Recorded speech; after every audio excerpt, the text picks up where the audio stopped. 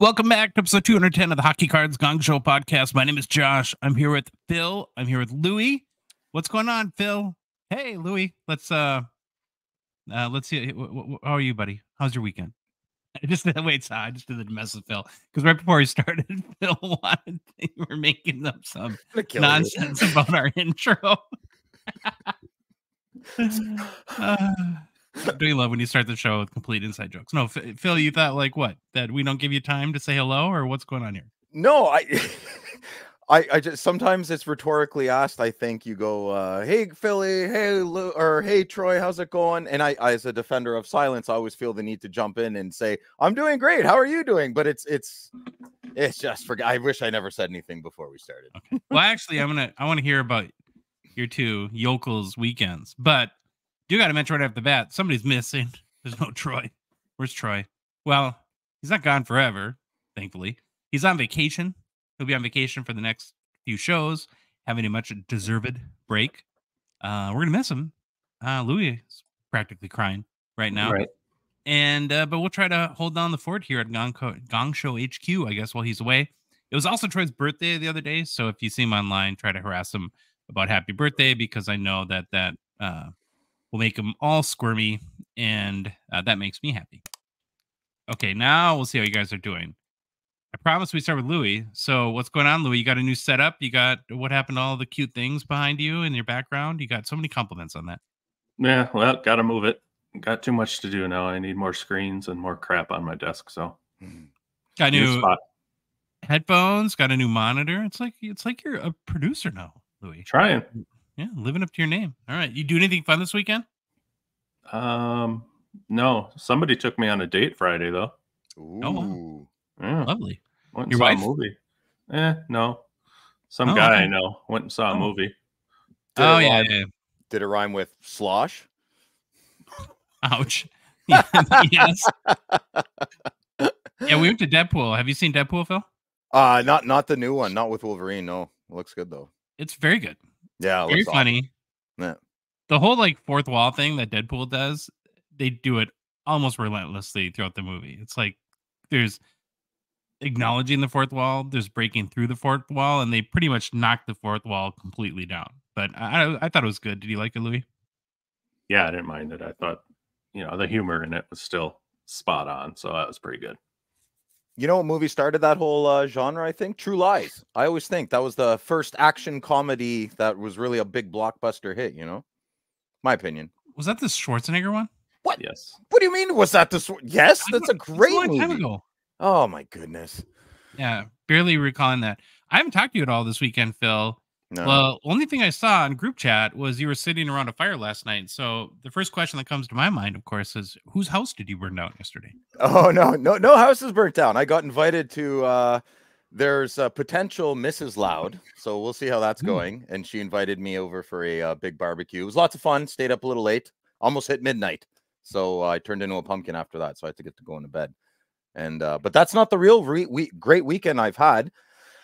Parker's Champions has emerged on EPAC. So I have been refreshing my COMC. I got a lot of hate mail. It's not COMC, it's COMC. Yeah, it's COMC. Yeah, COMC. So I was refreshing it like a maniac. And yeah, credit card got hit pretty good. I'm still going hard, but that's basically my weekend. My lady friend was that was a lot of fun too.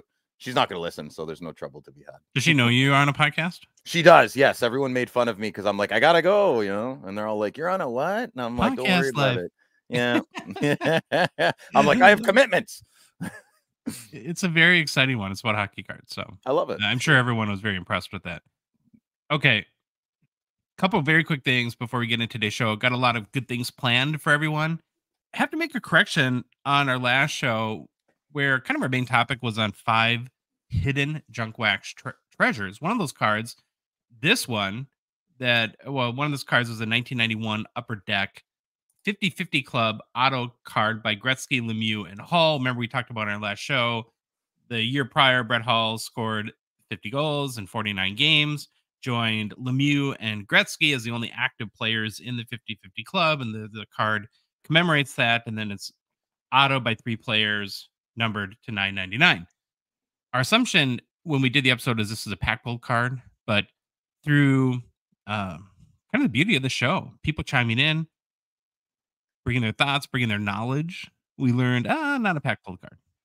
There's actually a card that was done. I don't know the term for this. Like, I keep going to use like post production, but that's not it. Like post release, and by none other than Ken Golden's dad's company, Paul Golden, the Scoreboard Inc., which I think is the precursor in some ways to Golden Auctions, had, I guess, got all three of them to sign 999 copies of these cards. And so when you find a number of sales, you'll see a certificate of authenticity from Paul Golden and Scoreboard, which doesn't make me super warm and fuzzy about this card. And that's kind of why I wanted to bring it up, guys, as a correction, because as you can see, if you're watching on YouTube, the COA is a piece of paper independent of the card. So there's really nothing on the card that ties the COA to it, meaning you could fake, I guess, one of the two. There's no like hologram or anything on the back of the card. And then if you look at various copies of the card, even that include the COA, there will be different pen inks that they signed. The numbering will be in different spots on the card. So the one we're looking at, it's in the center along the bottom border. I've seen it in the upper left copy. And then another mystery around this too that was clarified in the last few days as to why there's no graded copies. I don't think PSA will grade this either. Ooh, that's kind of a big sign right there, right? Yeah. So definitely wanted to bring it to everyone's attention. Like I said, I think it's a beautiful part of this show because, and we'll find out too today when we do our hobby deep dive, that you get into the 90s and early 2000s when it comes to these sets, and there's not like a ton of information. We don't have like the full checklist like we do for the last 10 years or so of releases. And so it's really hard. You have to dig and to try to find stuff, and ultimately even try to find people that were actively engaged and knowledgeable in the hobby at the time. But again, at the time these were produced, there was no internet either. So it was much harder for information to get around. So all that being said, boys, this is probably not a card I would be super interested in because I love the card. I love the idea of it, but I just don't know how you can buy it with confidence to know that it's legitimate, because it also seems like it's one that could easily be faked, given that there's a million of the just blank 50-50 club cards out there. I don't know, Phil, what do you feel similarly to me now that we have this info? Yeah, it's conflicting. It's such a beautiful card. It hits us all in our childhoods, and I mean, how many times have we pack pulled this card? Probably all of us, right?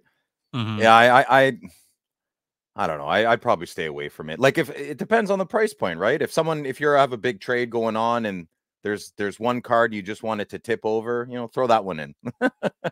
Yeah, it's $500 or so. I think what it typically goes for. I don't know, Louis, would you drop $500 on that, knowing what we know now? No, I would not. But I think it's a sweet afterthought, though. That's what I'd call it, an afterthought, to get them to sign that. That's good. Yeah, it's cool. Yeah. Okay. That was another Baba Louie Hobby Hot Take. Coming in hot, Big Louie. There it is. There it is. So I gotta give you the backstory on that. Troy and I have talked, and peace and love, Louie. But you gotta get less nervous. And again, we started a show where nobody listened to it, and so yeah, I would be, but you're gonna get there, but to kind of push you along the way to the normal Louie who talks much more than like 4 words at a time. We had to throw in our push me along the way, and then 4 episodes in. Oh, by the way, you're doing all the visuals. You're doing I'm like, okay. Remember, I did jump onto this sinking ship, so I don't know if I can. We're afloat. We're not sinking. We're afloating. Oh, is that it? Yeah, well, I'm on anyways. Got it. Louie Hobby Hot Take. There we go. Love it. Okay. Really quickly before we get started, just a reminder, this is our show, the Hockey Cards Gongshow. It's a Patreon podcast, which means we rely on the support of listeners like yourself to, cover our expenses, help us to continue to produce more and, we hope, better hockey card content, and then fund initiatives, even in a small way, to grow the hockey hobby. It's very easy to support us via Patreon. Costs as little as $5 a month. You can do it by going to our website, hockeycardsgongshow.com, clicking on the Become a Patron link, going to the Patreon website directly, patreon.com, and searching for Hockey Cards Gongshow. There's a link in the show description. If you're listening to us on a podcast app, or if you're watching us on YouTube, and then there's a link in TikTok and profile as well. You can join our at a $1.99 support level tier, kind of like a card. Get it numbered out at not $1.99, or and then you also get access to our Discord, which is you can chat with us every day there, and then that's kind of one of the benefits that we have. Okay, with that being said, Louis, What's up? we excited? We ready? You took yourself off screen. Well, No. I can't be the face of the show forever. And Ah, you guys, no, Phil's Troy's here. Louis, Phil's here. Phil's here. Louis, I Phil's got here. something for you. I need you, something. Louis. What, buddy? Troy's away, and just listen. While Troy's away, the boys will play. Yeah. Try not to ruin the show. Welcome to the Gong Show. I will try not to cave this. Oh, you won't. All right, man. You ready with the game plan? Let's go. Let's do this. Let's go. All right. So today we're starting off with, do we really need to be worried about box scanners? Then we'll jump into our hobby deep dive sets edition. I love this. Off to hobby news, or news of the hobby.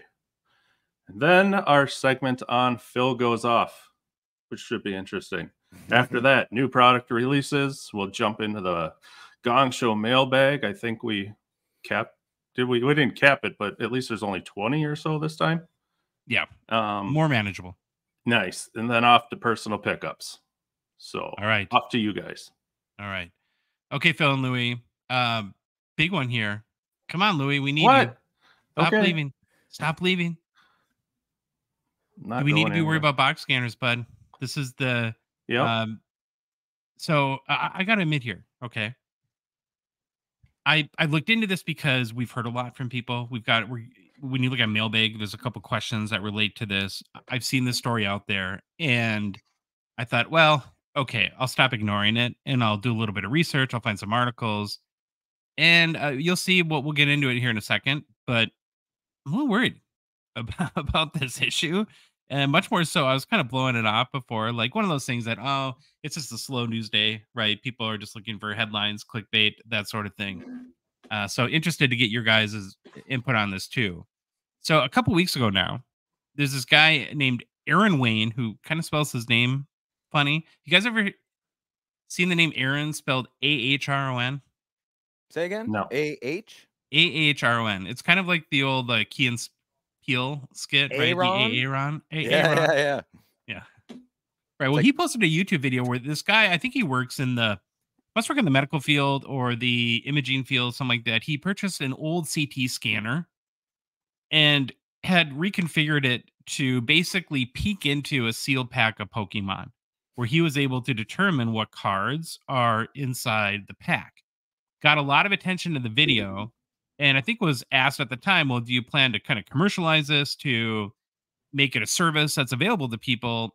And the sentiment was no, but then I guess they got so much impact that now, a few weeks later, we have companies, and I don't know if this is his company or just someone else that is jumping into the momentum here, but there's a company, Industrial Inspection and Consulting, that's now offering services. Get out of here. Use CT scanning to look at the contents of packs and boxes of both Pokemons and sports cards.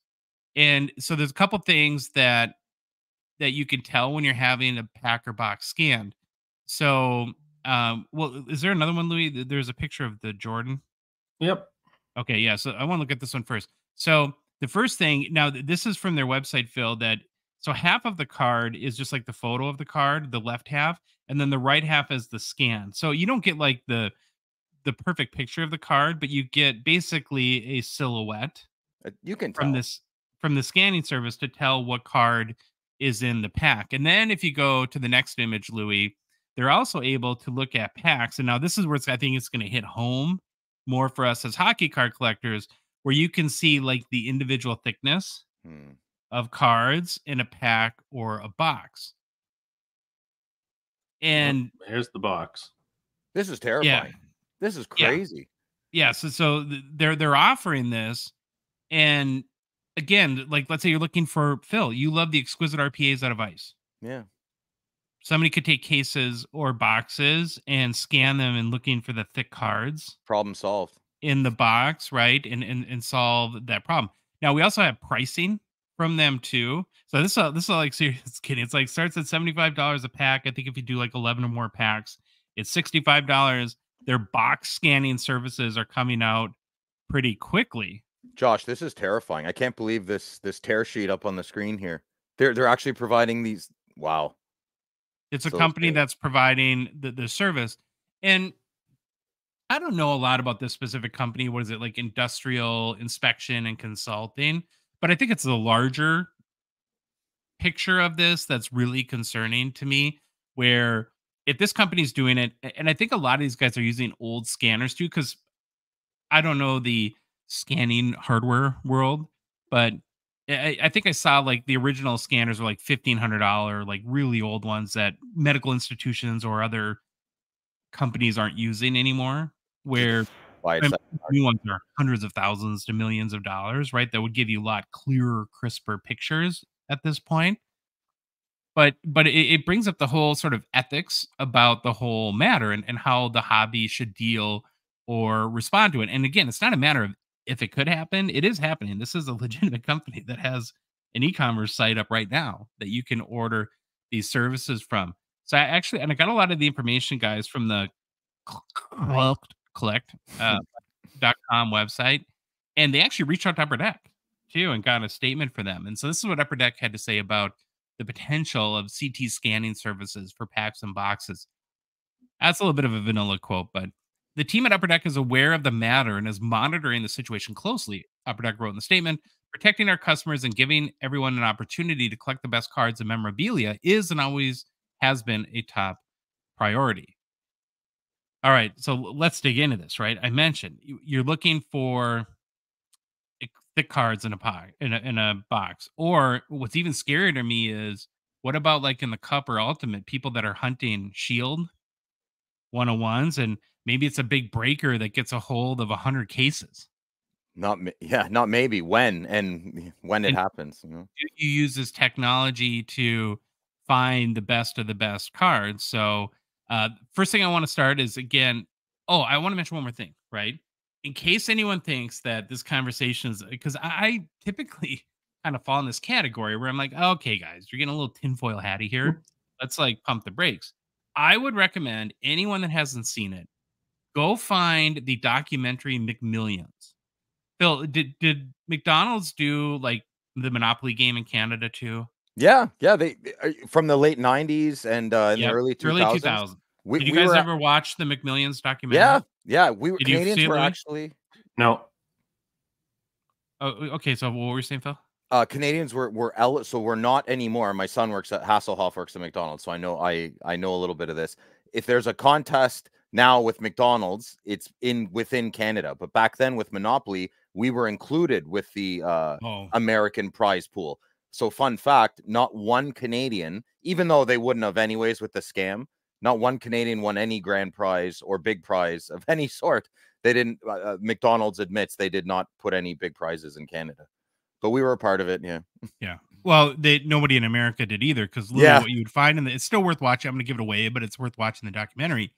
There was a what do you call it? There was sort of a scheme at the manufacturing plant where they produced the game tickets.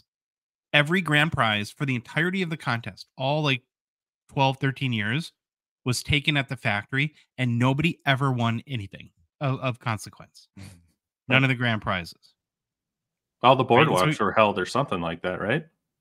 All of them, like all the Corvettes that they were giving away, all the big money prizes, whatever the prize was, somebody at the factory was like doling out to family members or someone or acquaintances, so they weren't winning it directly.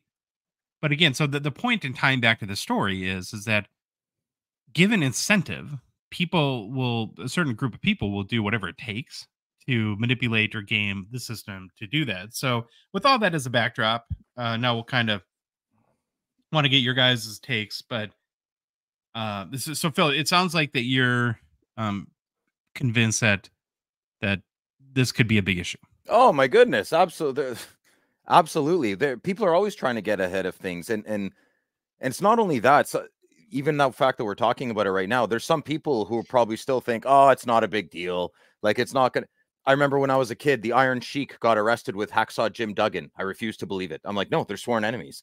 You know, some people just refuse to believe my breaker won't scan through the box. That's not okay. I guarantee you. Look at the I'm sorry, what were they called? The Nubs brothers on Instagram. They're big American influencers. They got caught. They got caught being silly with backyard breaks about breaks, and nothing happened. Their Instagram accounts are huge, so I don't think anything's going to happen until the consequence of actually getting caught is severe. So that's my take. And again, this particular service, this industrial inspection company, at $75 a pack, it's going to be pretty cost prohibitive to find a big card in a pack. But again, the price will get cheaper. AI will get involved. Yes. It'll be easier and easier to do this. So it's not about this company or about this individual service. I think to me, it's about where this is headed. What are your thoughts, Louis?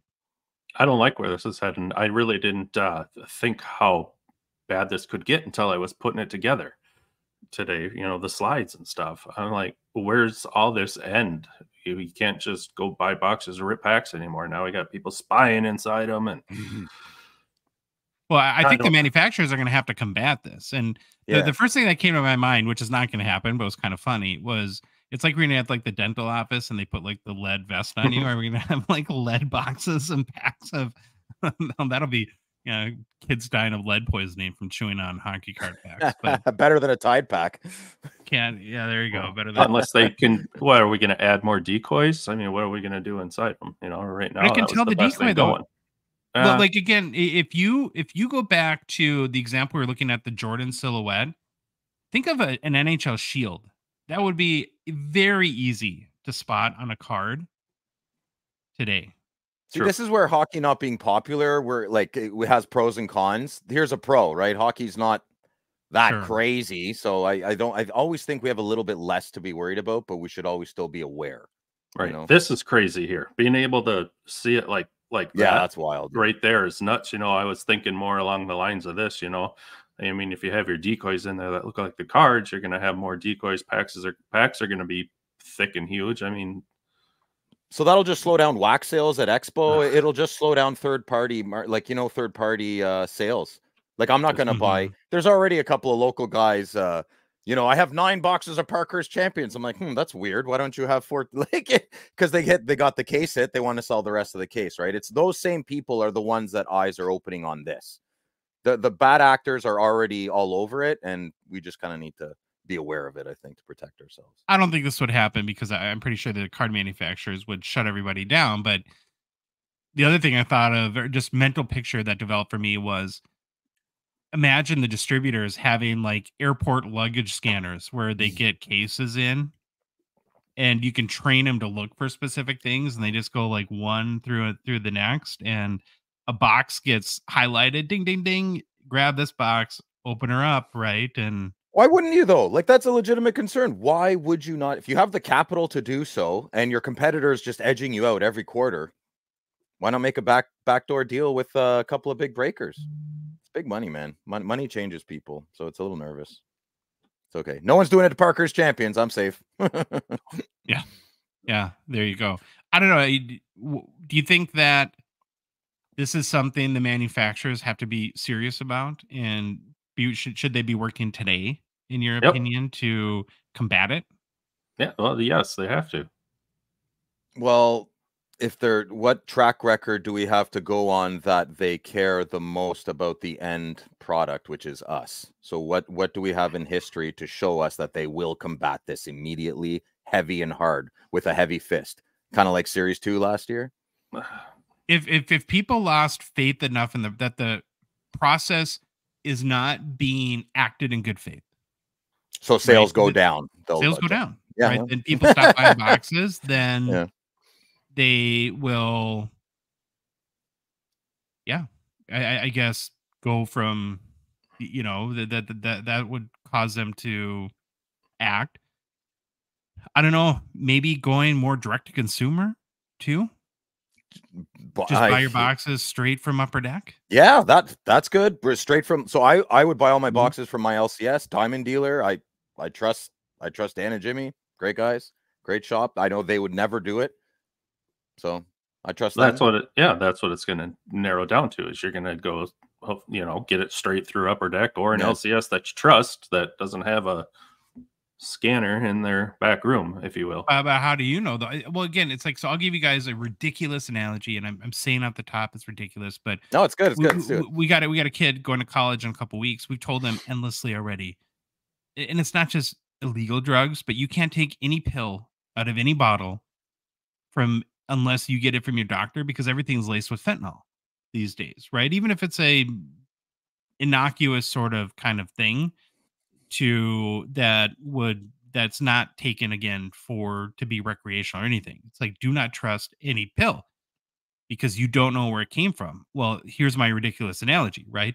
If maybe you don't get a box directly from Upper Deck where you know, okay, it was a 1-to-1 path from Upper Deck to me. Mm-hmm. And if it doesn't go, whether it's a distributor, whether through a breaker, whether through a hobby shop, I don't know now what's happened in this box. I don't know if it's been manipulated. I don't know if it's been scanned. I don't know anything. Then how do you trust it? Buy singles only. Well, that would be your next option. I mean, where do you draw the line? I get your mentality too, Phil, about buying singles, but as we know, and I'm way more of a singles buyer myself, and I know Louis, you are too. If the boxes don't get open, there's no singles. I'm a singles and a wax ripper, and I need both, right? So we're all reliant on people to do that. So I don't know. I think it's going to be really interesting to follow this. Again, I'm not like, I typically don't get overly paranoid about stuff like this. I'm not the tinfoil hat type of person. It's concerning, Josh. I mean, like, listen, I want to go back to what I said earlier. There needs to be a heavy consequence. Like, I'm a proud supporter of society ruling itself, call it libertarian, whatever, I don't know. But if someone gets caught, like I have caught someone in Ottawa doing something a little shady, I'm still kind to them. I'm still civil. I just don't do business with them anymore, right? But if it wasn't that big of a deal, what happened? If you get caught, like you're stealing from your customers, there needs to be a heavy hand. And we don't have an authority in the hobby. There's no accountability in a lot of culture right now. So I think we're in for some maybe not some good times, and education is what beats that, right? Education, sticking with good people. Unfortunately, I just wish there was a heavy consequence for malicious behavior. I don't know, 50 lashes, that's a paddling. Yeah. Let's come back to the Stone Ages. I know.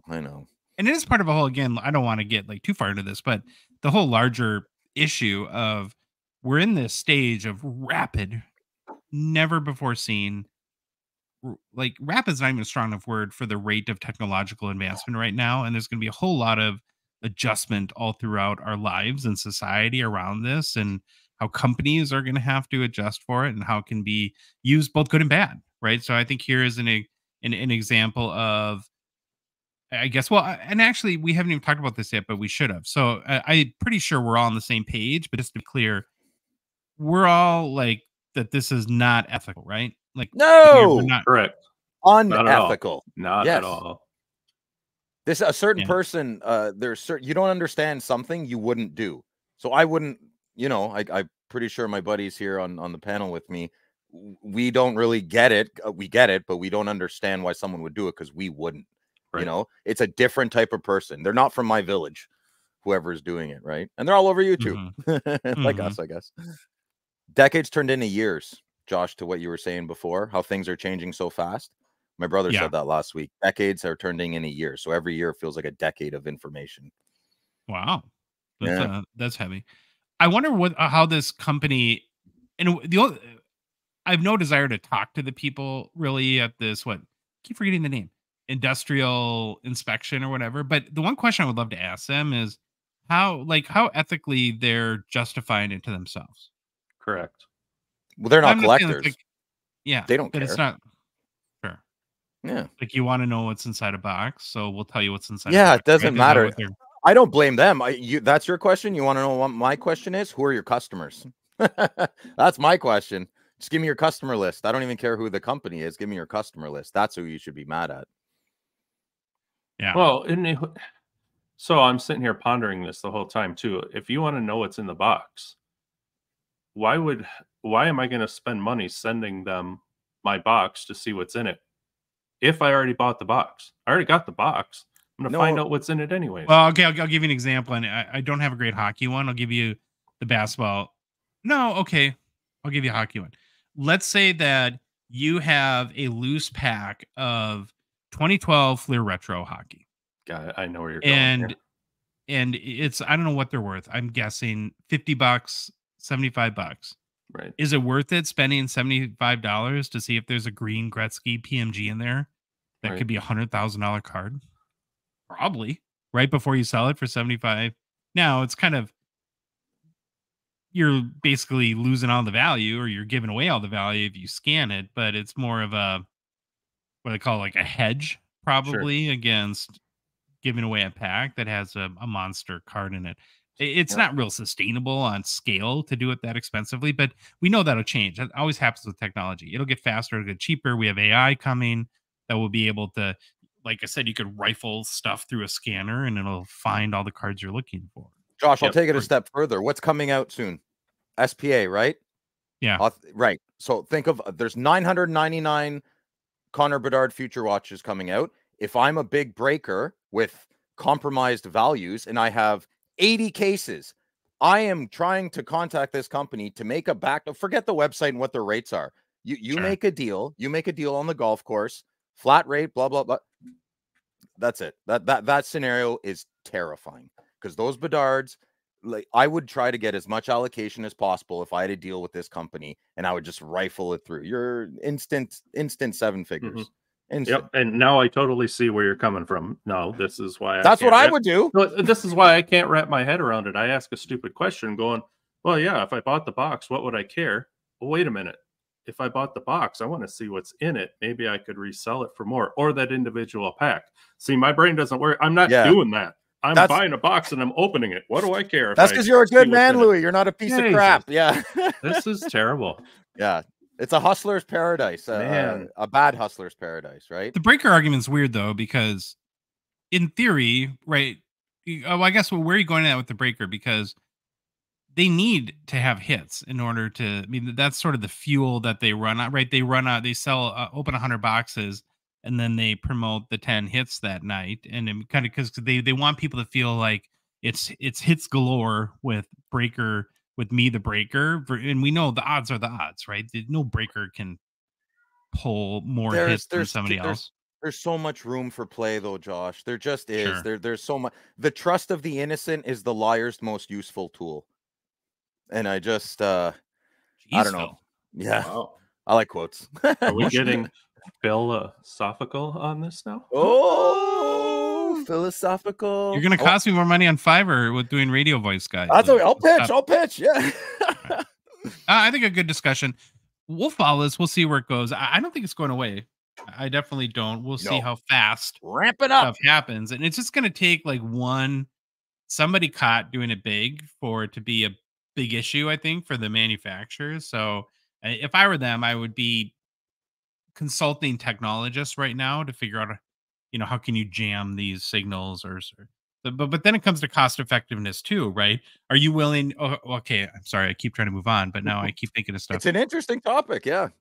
Are you guys willing to pay $15 more a box to add technology on there that blocks scanning? If that's not what at it this took? point, but still, no. Yeah. No, Louis? I'd say yes. Yeah. You're willing to pay the 15 extra bucks? It depends if I buy the box off of eBay with import charges. So it's costing $30 extra dollars is what he's saying too. Yeah. We'll get into that. We'll get into that part in a little bit too. Okay. Yeah. All right. Well, we're going to move on. Good topic. I don't think it'll be the last time we talk about it. No. It is time, though, for another hobby deep dive. Very excited about that. It's been a minute. We're back with another edition of everybody's favorite. It is. That's what I hear anyways. I found hobby Troy. Deep dive. Not Troy. I found Troy. Where? Oh, yeah, Troy. Oh, he is somewhere where the ocean is. So it could be him down at the bottom of the ocean. But It's got his name on his tag.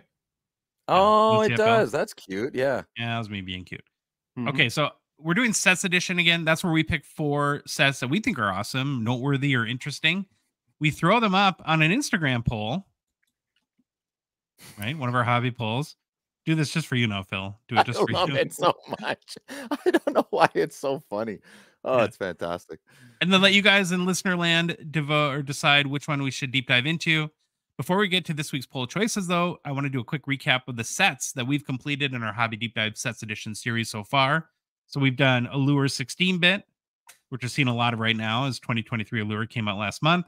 We did 1998 Atomic Refractors, 08 Jambalaya, 96 Upper Deck Game Jersey, the 2009 Crosby Tribute Patch Autos, and then last one was 1996 Run for the Cup in episode 205. Now, normally, I pick out the 4 sets to choose from, but I thought I'd give Phil a shot this time. So, Phil, all 4 in the hobby poll come straight from the beautiful, crazy, absurd mind of Phil, who's very philosophical and poetic today, I should mention. But these are the 4 choices that Phil picked for this week's Hobby Deep Dive poll. He led off with his fave, and I'm sure you're bitter about it. We'll hear in a second. 1998-99 OPG Did I Chrome wreck it? Blast from the Past. Yeah. Yeah. 2004-05 Young Guns Legends. 1999 Upper Deck Retro Golds, and then 2002-2003 in the game International Experience Game Used. So 39% of the vote. Now you can do it, Louis. Yep. Right? 39% of the vote. 2004 Young Guns Legends, which Phil, you're calling bullcrap on, but this was one of your Rigged. choices, so. The ballots need to be counted. Someone threw them in the dumpster out the back door. Listen, How can you be mad when you picked all 4 sets? That's what I don't well, you're not you're lying by omission to the audience right now. I gave you the 4 and you said no, Phil, and then I said okay, and then I adjusted them again, then you said no, Phil, and then this is the 3rd one. So you Okay. you Are did you not want to get approve into my it? choices Let's get first. into it. No, let's get into what it. was the first 4 you sent to me? All the Blast from the Past, just worded a bit different. Yeah, no, that doesn't count. Or then the second 4 was like entire like products, which we do like it's like a subset typically, right? And you were like 1990 Score. Yeah, because no one would pick that. I didn't I actually know. think someone's going to pick 2004 Young Gun. Oh, man, I can't believe this happened. Anyway, Oh, so I've actually Phil's got trying to drive people to a specific one. well, nothing gets past you, Bubba Louie. Mm-hmm. Unbelievable. Anyways, I refuse to contribute to this topic until Blast from the Past is yeah, I'm pulling a Gandhi. I'm not eating or drinking water.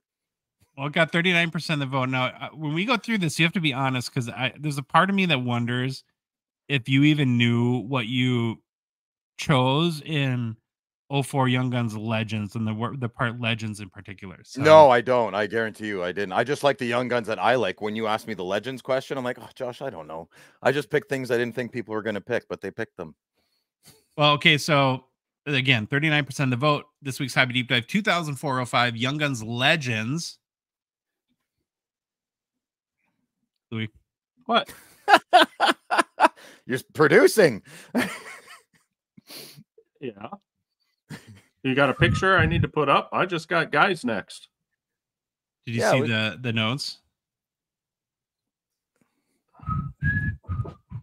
Oh, I must have missed one. That's all right. that's That's okay. right. You're good. Okay, we're gonna get into it. Just giving you crap, Louis. Thanks. This one was not very straightforward. Not to Louis either. No. We've just learned that. So everything at face value, when I saw, okay, because I didn't know a lot about it either. Okay, 2004 Young Guns Legends should be pretty easy. And quickly found out that it wasn't. And part of the issue is, and I mentioned this when we were talking about the Gretzky Hall Lemieux 50-50 auto card from last show. You go back to these older sets and there isn't like an easy to understand or complete checklist. TCDB is okay, but they have cards missing. They don't really have any of the parallels, which is kind of crazy because the hobby today, especially, is so parallel driven that. And so, for instance, in this set, none of the parallels are listed, which didn't help. But what's also interesting about the 2004-05 Upper Deck set is, remember, it's the year of the lockout. And Flagship was intended that year to have 2 releases, Series 1 and Series 2. But only one was ever released. So Series 2, which contains, of course, the Young Guns Legends of the set that we're deep diving. Before we get into that, though, this is fat. I didn't know much about the 0405 set because, again, there was no NHL. There's no real rookies of consequence. So it's not something you think about much. There were 2 actual Young Guns rookie cards in 0405 Upper Deck.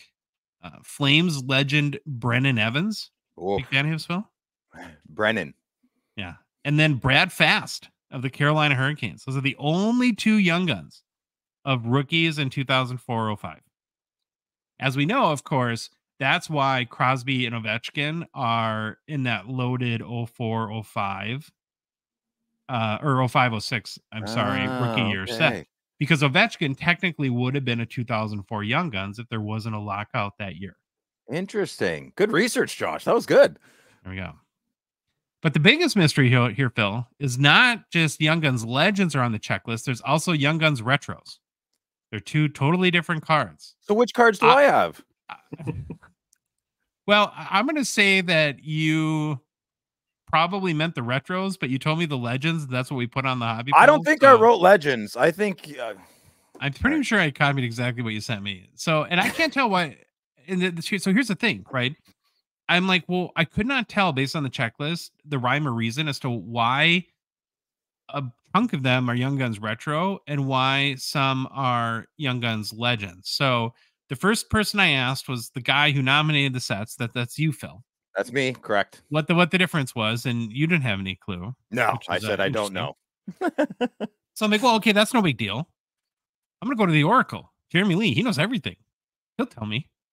What's the difference in 0405 Upper Deck between Young Guns Retros and Young Guns Legends? Nope. He didn't know? Jeremy didn't know? He said no. He's like, I look forward to learning why. I'm like, oh boy, what do I do now? Because I searched, did a search on the internet, couldn't find anything. Then I had a rare light bulb moment for me. I thought, I think I know who made this set at Upper Deck. Carvin. It's Carvin Chung. So he's been on our show, and he was the product manager for the cup that created the cup, Exquisite Collection, Immaculate, even later in Panini. So I messaged Carvin and asked him, well, first of all, did you build 0405 Upper Deck? And if you know, well, what's the difference between Young Guns Retro and Young Guns Legends? His response is, yeah, I did build that set, and I don't recall the difference. Oh, my goodness. Unbelievable. So I'm like chock out of ideas at this point. I've asked the Oracle. I've asked the architect in Carvin Chung. I asked you, Phil. Didn't get anything. And yeah, so unless someone out there listening or watching the show is super knowledgeable about the lockout season hockey cards, like if you're like the Mitch Grotman of 0405 Upper Deck and you just know everything about it, well, please message us, because I still have, and I will get into sort of a little bit of the differences, but I don't know, guys. I think we might have another unsolved hobby mystery here. Ooh. Well, Billy didn't get to Upper Deck until 2015. Did go up there? Oh, 2015. Okay. Yeah, and this is 04, so this is 11 years before that. And remember, it's not like Upper Deck, I think, has like an archive. They don't have like the Vatican archives of hockey cards. They don't know what SP stands for. Yeah, that's true. Yeah, they don't have an archive. That's too bad. They should. They probably do. We just don't know about it. A little bit crazy. So unsolved hobby mystery there. All right, so here's the deal. There are 11 retro Young Guns cards like this Mario Lemieux here, right? So again, you see Young Guns Retro, but Phil, this is not the set you picked. you picked Young Guns Legends.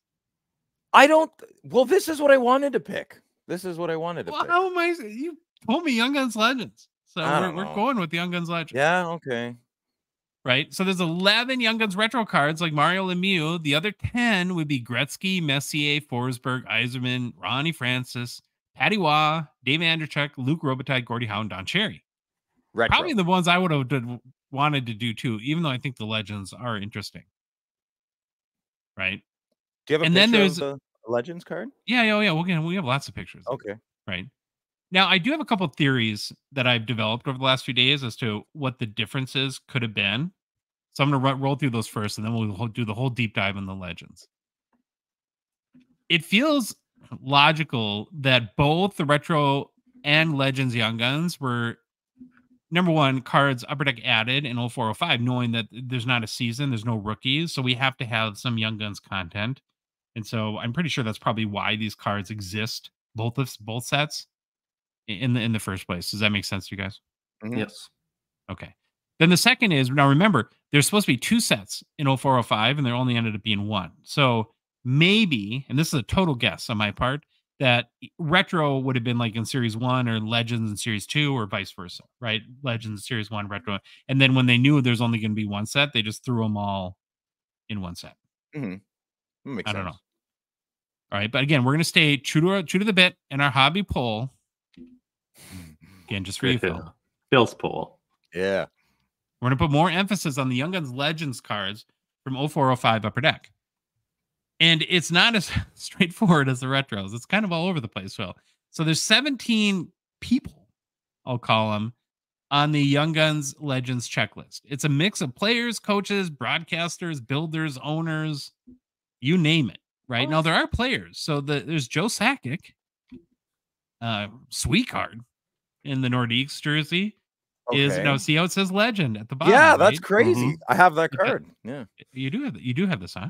Yes, but I never looked at the legend. I always thought I actually don't know what I thought. I just thought it was a regular Young Guns. I didn't know there was a sub. Maybe you can look at your cards next time you suggest one of the Hobby Deep Dives. I suggested the other ones because I thought nobody would pick them. I didn't know Blast from the Past wasn't. I thought it was a lock. I thought it would have been a lock like about the 10 times it's been on the poll, but I don't know what people have against it.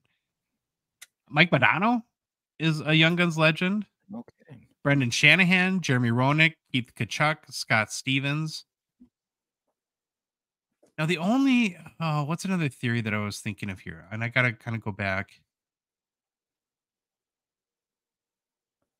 Maybe they were planning on some buybacks, and they labeled the legends not being able to get them autographed, and the retros maybe could be. You know, I'm trying to figure out if all these guys were still playing at this point. Okay. And the other guys was in 04, was Patrick Waugh retired? Oof, that's cutting it close. Yeah, I think so. Yeah, I don't know. Or Forsberg, was he retired by then? Forsberg would have. I don't think so. I don't think Waugh would have been either. Maybe. Maybe not. Okay. Yeah. So so the players are you got Sakic, then Mike Modano, then you had Shanahan, Roenick, Kachuk, and Scott Stevens. So there are players, right? Then you got builders, which is that kind of like weird category, but it's like people that had a huge influence on the formation or the construct of the game. So like Hobie Baker, this is actually my card. It's the exclusives out of 25. Lord Stanley has a Young Guns legend. Yeah, I've seen that card. Right? There's league officers and owners like Bob Goodnow, who is the NHL. Oh my goodness! Executive director. Look at him, eh? Yeah. If you're listening, take a look at the Young Guns Bob Goodnow card. It's worth a look. That kind of looks like California Dave, doesn't it? A little bit, eh? Cali Dave. Yeah. Dave's more handsome though. Dave's more handsome. I wouldn't mind this retro jersey coming back for the Caps. Nice, eh? I like it. Yeah. I kind of dig that. Then you had like James Norris, who the legendary owner of the Detroit Red Wings, and of course the namesake of the James Norris Trophy. Can we do like a mini side discussion for like literally less than a minute? What's up? Probably. Where do you guys stand on the whole argument on, at this point, should we rename like the Norris Trophy the Bobby Orr Trophy or something like that? Yeah, I don't. Okay, tough. Paul, go ahead. Oh, sorry. Yeah, I'm very conflicted. I almost have no opinion on it. I really would love to change them all, but if we didn't, I think they'd be great the way they are. But you got to keep the new generation engaged, right? That's the thing. We're our parents when we were younger, and we're turning into them now, and we got to do right by the youngins. We need to teach the new generations to read and go back into history and find out why things are the way they are, and leave them the way they are. Careful, Louis. You're getting a little violent. Nothing wrong with the way they are.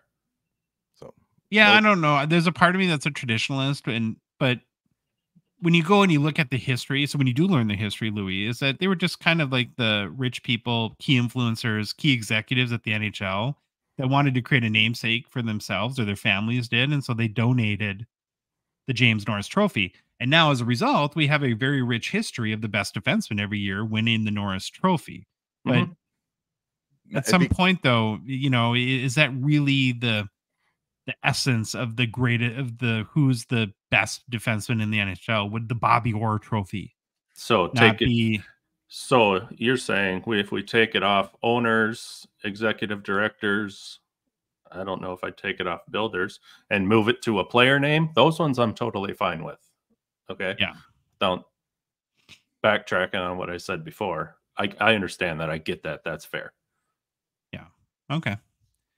All right. Then there's also like international players and women's players too. So Alexander Regulin, who sounds like probably never played in North America, but was an all-star Russian hockey player. Tretiak is the only guy that I ever know. I'm sure that Regulin was pretty good. But then there's a Cami Granado, Young Guns too, the USA hockey player, Tony Granado's sister. Right. I don't know, Louis, was she the first U.S. women's hockey star? Probably. Is that fair? Yeah. I think, yeah. Yes. We'll leave it at that, yes. That was another Baba Louie Hobby hot take.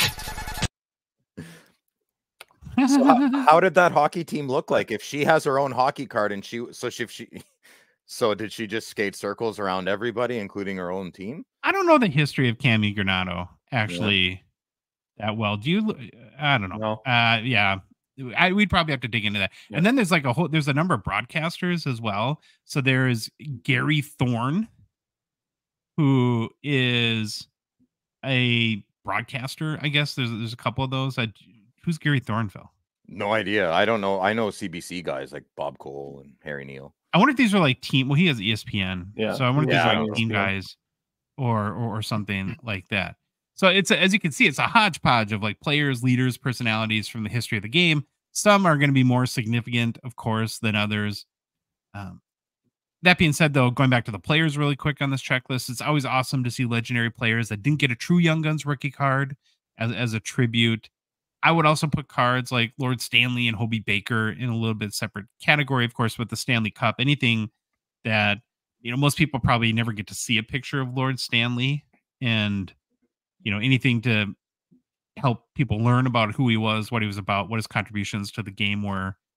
The reason, of course, why I picked up the Hobie Baker and showed my card is it's really the only hockey card of Hobie Baker in existence. So remember, Hobie Baker was really the first American hockey star, was killed right at the end of the World War I. So never got to play in the NHL and never really got cards. And he's, of course, the namesake of the Hobie Baker Award, awarded annually to the best college hockey player, as Baker was a star player for Princeton in the early 1900s. Now, that's one, going back to that, do you update the name of trophies? I would keep the Hobie Baker Award because he was the best college hockey player, the first star college hockey player.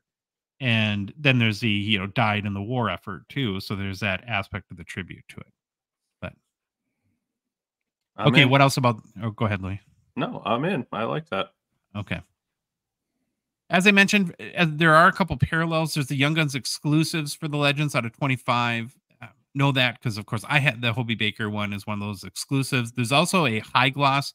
Back at this point, though, Upper Deck was still calling these HG glossy cards. Those are out of 10 as well. And then the last thing that I really have on this is we can take a look at the top 5 selling 0405 Young Guns Legends, and then with each respective top sale. So we've got at number 5, the Joe Sakic Young Guns Legends base PSA 10 sold for $109 US on eBay in July 2023. Then we had the Sakic Young Guns Legend exclusives. So this is out of 25 raw, sold for $110 on eBay in June 2022. Should still say Sakic? I thought I changed it for you because it's a Forsberg card. Oh, it is? Oh, Forsberg. I'm sorry. Yeah, Forsberg. Oh, that's a retro. Oh. Haha. Oh, it got me. It got me. You got bit. Me. Yeah, I got bit. All right. So cancel that, right? So it's a tough 4. Number 3 is Lord Stanley base Young Guns PSA 10, sold for $128 US via eBay November 2021. It looks so similar to the Sakic, right? Because they're both in the Nordiques jerseys. Sick Nordique jersey. Sick Nordic jersey. Yeah. Number 2 is Lord Stanley. Again, this is the HG Glossy. You see how they have it there printed on the card if you're watching on YouTube. That's out of 10. This is a PSA 7, sold for $158 US and via eBay in June 2022. And the number 1, guys, Cami Granado, PSA 10. It was her. Sold for $180 US in the Fanatics Weekly last November. The could be Hasselhoff Stepmom. Yeah, it could be. I think we're good. Yeah. Oh wow! Jeez, Phil, shots fired. Shots Can fired. we go back to the Sakic and Forsberg cards? They're beautiful cards, man. Sure. We're not talking about how good those cards look. They're like, you don't All right. see nice, crisp, glossy card. Yeah, look at that. That's amazing. Go back to the Sakic, Louis. Oh my God, come on. They are very similar. Now I don't feel so bad for getting. No, I Easy don't blame mistake, you. Josh. Easy mistake. No problem. The Fleur de Lis is on the shoulder. You got a nice, he's a young Joe Sakic. Nice, shiny card. Beautiful card, man. What is a Beautiful. fleur de lis? It's a French thing. It's from France. I don't know, man. I just know what it is. I don't know what it's for. Yeah, Renaissance stuff. I don't know. Thanks for the in-depth analysis there, Phil. Yeah, I'm not French. I'm Greek. Pretty You want to know special. Greek history? I'll tell you. All right, Phil and voters. That's what I could find on 0405 Upper Deck Young Guns Legends. Did we learn anything today, Phil? What did we learn? Gotta get more confused. Mhm. No, it was great, Josh. I thought it was great analysis. I'm sorry for throwing a wrench in a nice wheel of the retros and the legends. I'm not as confused anymore. So thank you for demystifying all that for us. And going back to values really quickly, the retros do go for a lot more. And it makes sense, right? You have the Lemieux and Patrick Roy's and Wayne Gretzky's. You're going to get a lot more value out of those ones. And the exclusives, they go for big bucks. Like the Wayne Gretzky exclusive retro went for like 1,800 PSA 10. Woo, big money. Now, you're a big Madonna collector guy, Louis. Do you have the Madonna Young Guns Legends? Yes, sir. They're not that expensive, I don't think, the raw ones. No, $12 maybe. Okay, That's cheap. there we go. You should get an exclusive, Louis. Are you looking for the exclusives? I'm looking for everything. Attaboy. Yeah, I don't know if they come up super often. No.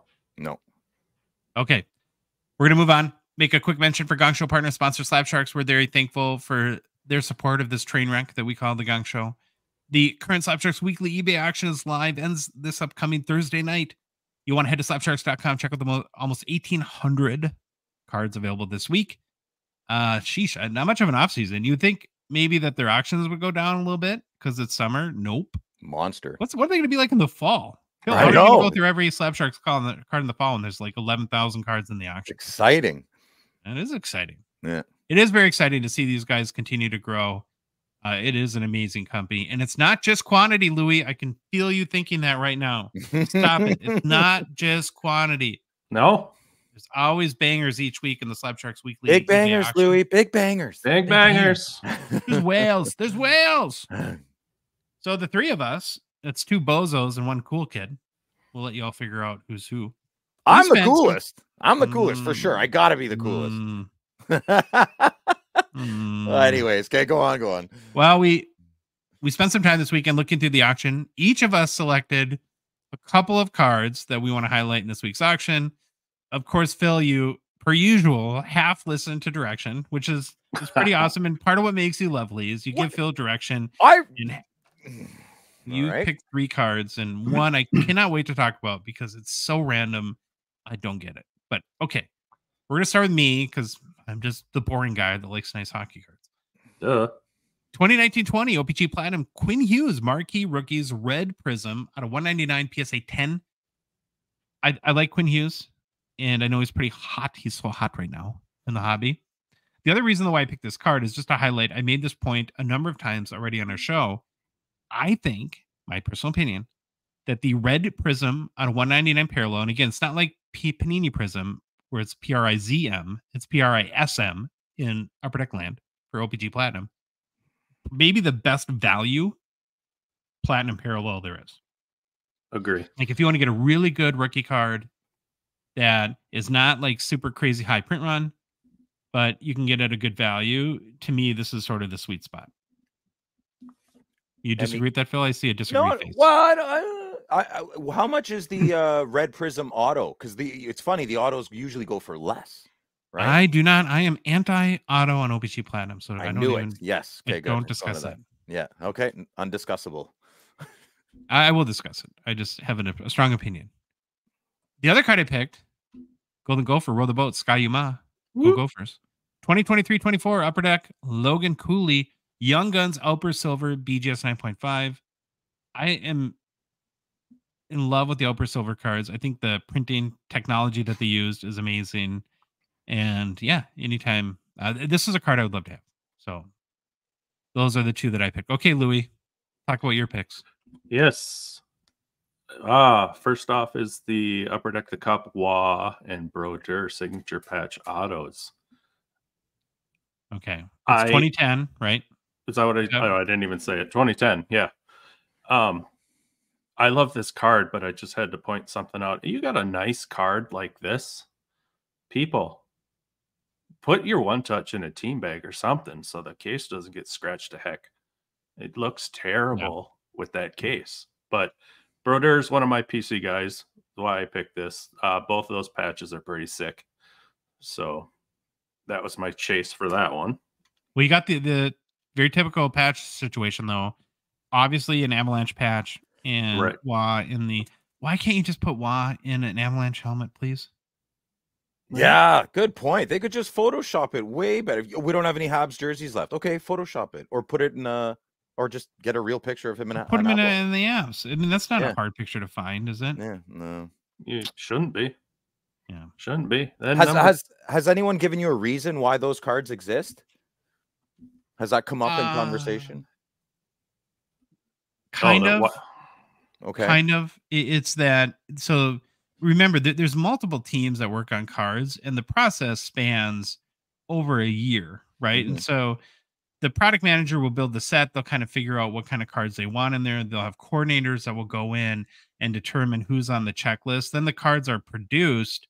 Then they go to, and I think it's like not even in where Upper Deck's offices are. They have a separate sort of memorabilia facility. Okay. That goes in there. So, and I think you kind of intimated this on the onset of this card, Phil, that they probably put him in a Habs jersey, and then it got to that facility, and they're like, "Oh, don't have anything Habs," which makes sense at this point. I'm sure that's much harder to come by than Avalanche, and so they end up putting an Avalanche patch in it. That doesn't mean that there couldn't be better coordination throughout the process, though, to avoid something like an email. They could have sent an email, maybe saying, "Like, hey, do we have any Habs jerseys?"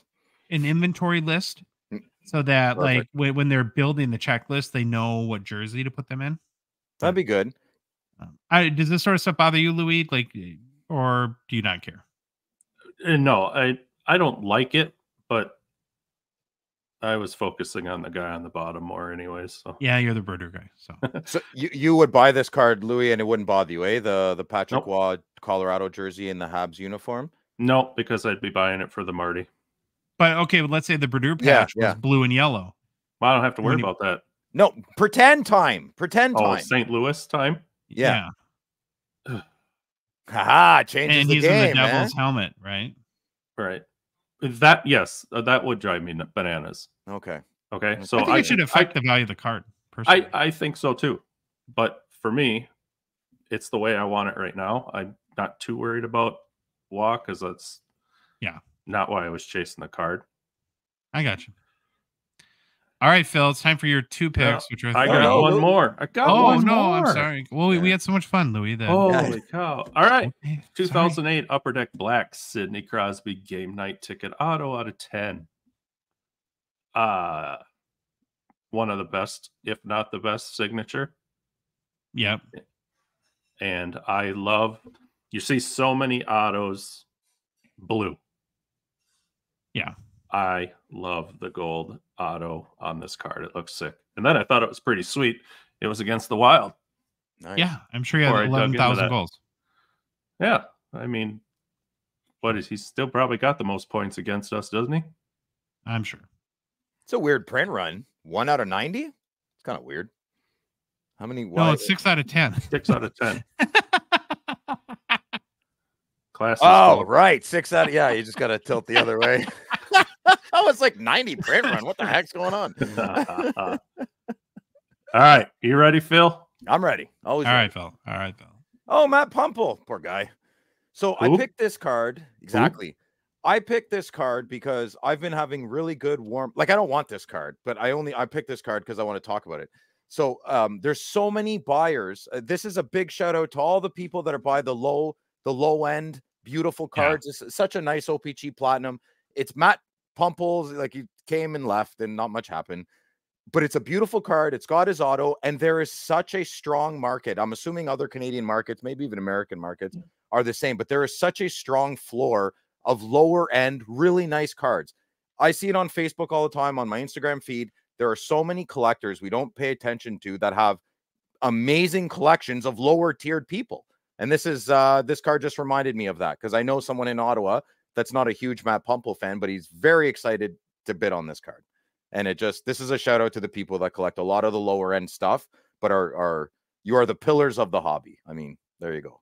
All right. Well, who was Matt Pumple? Because he played for your team, the Ottawa Senators. So you must know who he was. Yeah, it's just a minor blue chip prospect. Played a lot in bingo in Binghamton when we were there. I don't know too much else about him. He's just a prospect, didn't work out. Yeah. All right. What was your next one? Oh, I see. I kind of do want this card. Yeah, Solani. I don't know. It's nice. I really don't like Leaf cards, but this one kind of struck my fancy a little. If it was the right price, I would buy it. You know, like $50, I'd pay for that. So it's a 2021 Leaf Art of Hockey. Yeah. Teemu Selanne auto out of 30, PSA 9. It's just a clean card. Nice. I like bordered cards. It's got a nice bronze looking border, white background. Teemu's got a great, wait a minute. Is that a sticker auto? Again, Leaf? I don't know. Well, if it's a sticker, I'm not buying it. I like it. Honestly, it looks like it on my screen here. Yeah, it's a Leaf card. It probably is. Yeah. That's okay. It's still a nice card. I still like it. I will say this. I typically find the Art of Hockey artistic renditions of players horrifying. Not just bad, but horrifying. Yeah. Like Troy pulled the Teemu Selanne, I want to think out of like 3 that was like a horror show depiction of Teemu Selanne. This one's pretty good. It's not bad. Actually, it's not so bad. Yeah. And they kind of have it on an angle that hides the fact that there's not the Winnipeg Jets logo on the front of the jersey, right? Which has a unlicensed card. They can't depict that. And so I tend to agree with you. It's a decent looking Teemu Selanne Art of Hockey card, which is incredibly high praise coming from me because I'm not typically a fan of the set. And then lastly, Phil, I just don't put the card away, Louis. There's something really cool that I want. If anyone listening played hockey growing up, the CCM on the jersey and the Coho gloves. Love that. I had Coho gloves as a kid, and CCM. It's big for us Canadian boys. There you go. Yeah. All right. Now we get to the last one. Yeah. 1991 Upper Deck Ken Griffey Jr. base card. So, Phil, did you take your medication this morning? I absolutely did take my medication. The reason, listen to the audience, I'm getting thrown under the bus. I said if the other 2 cards were picked, this is my backup, and I have a good explanation. It didn't have to be brought up. This just made me feel great because this is what started it all for me. Was 1990, even though it's 91, Upper Deck opening. When I saw this Ken Griffey card, when I was scrolling, I smelled the pack right away because I haven't seen this card in years and years. So the baseball, I would collect 89 O-Pee-Chee. I knew there was 90 hockey, but I didn't really pay attention to it. And then I bought a pack of baseball and I pulled this card. And this started everything. The green border. I just wanted to show it because I know we're hockey guys and we're Hockey Gongshow. Sure. But I'm sure there's a lot of people watching that this card represents a good time in their life when they were kids and things were a lot easier. So that's what this card represents. Yeah, it's just a base card. But what's the most you would pay for this card? Me? Yeah. Oh, I don't know. I'd pay, well, if it's in good condition, I'd probably like $5. Oh, sweet. I got a ton of them. Oh, good. I just need one. Louis got a package coming your way. Yeah, I got no baseball Upper Deck. It's so weird. I used to collect so much of it. I got none. It's bizarre. All right. Remember, these are just 6 of the almost 1,800 cards available at slapsharks.com. And if you're a Canadian hockey cards collector that's looking to move some cards for cash, why not join the literally thousands of other Canadian collectors that use Slapsharks to move their cards? They do it because Slapsharks makes your life super easy by doing all the work for you. You just send them your cards, drop them off with a representative at a local card show, and they do the rest. Plus, then your cards get included in their very popular weekly auctions, where lots of hockey hobby eyeballs and bidders come each week to buy cards. Hockey collecting, I guess, is big in the eyeball community, according to me. That's a weird sentence. So, going to workshop that one going forward. But for complete consignment information, including payout rates, and to start the consignment process today, head to slapsharks.com. Hobby news. Louis. Hobby news. News from the hobby. There we go. All right. We're workshopping it. Work in progress. Well, sure, this one will hurt Troy the most, missing the Road to Infinity update. He loves it. He's a big fan. But show must go on. As we know, it's his favorite lately. We're here to chronicle yet another marker on the Road to Infinity, which of course is the rise of the PSA 10 pop count for the Connor Bedard base Young Guns PSA 10. And we had slowed down a bit as of our last update. Could have been the National. Maybe slowing down PSA's processes a little bit. They're pretty distracted there. Maybe the hobby was distracted with the National, or maybe, just maybe, submissions of this card are starting to wane a little bit. We'll see if that trend continues with this week's update. It could be telling, guys. Now, last week, when we were reporting the PSA 10 pop count for the Connor Bedard base Young Guns, we were at 4,674 PSA 10s. Phil, do you have a guess where the number will be at this week? So we're at 4,674 last week. Where will the number fall today? I bet you we're not. I bet you 4,805. 4,805. Okay. Yeah. We'll see. As of the latest PSA population reports and certified by the law firm Mogilny, Kessel, and Brodeur, the current PSA 10 pop count for the Connor Bedard base Young Guns is now at, drum roll please, Louis, 4,815. Phil's up by 10. That's pretty. I was going to say 4,850, but I was like, no, that's too much. Yeah. Oh, it's close. It is an increase of 141 Young Guns PSA 10s in the past week. The week before had increased 121. So there were 20 more in this past week. So guys, now 10,594 copies of this card have been graded by PSA, giving us an updated gem rate of 45.5%. So at 4,815 PSA 10s, we're getting really close to that 5,000 mark now, probably 1 or 2, maybe 2 weeks away, which gets us even closer to the highest pop count for a Young Guns PSA 10. Remember, Jack Hughes is still in the top spot with 5,354 PSA 10 copies of his Young Guns. So what, Bedard is 500 away already? What does that go for? What does a Jack Hughes PSA 10 go for? Now I want to say like 250, 220, somewhere in that. It bounces around a little bit. Yeah, okay. He didn't have the best year. He was hurt a lot last year, so that kind of hurt. It was, remember at the start of last season, going back to October, November, his cards were hotter than dog snot. Mm-hmm. It was really hot. Mm-hmm. Yeah, I know. Really hot. Yeah, really hot. Okay. This is like a grading edition of Hobby News. Phil's very excited about that. Oh, I'm and so a PSA excited. largely edition of Hobby News. So, Phil, PSA has an August grading special. If you're a member of the PSA Collectors Club, they're running a nice promo for the month of August on all hockey cards where you can get grading for just under $16 US per card at $15.99. Like we expect with PSA, though, there are tons of conditions that come with this, right? You have to grade a minimum of 10 cards. The max declared value is $300 per card, US dollars. Only NHL cards are available for this promotion. So if there's a CHL card or Team Canada card, something like that, I probably can't grade juniors cards. They also have to be from 1990 to present. So can't get your Mario Lemieux rookies graded in this special. And getting back to the Jack Hughes thing, this is what it made me think of. This is like the Jack Hughes grading special, right? It has to be under $300, 1990 to present, and yeah, so. But still not a bad rate if you want to, especially if you're looking to flip some cards. And just so you know, too, the offer expires 8/31/24 if you want to take advantage. And they're saying to expect about a 50-day business turnaround. So what's that, like 10 weeks, something like that? Which I know it's pretty common with PSA. I don't grade a lot, but man, we need 10 weeks for your grades to come back. Crazy. That's What is PSA Collectors Club members? What are the perks of that? So you have to pay? Was it free? Yeah.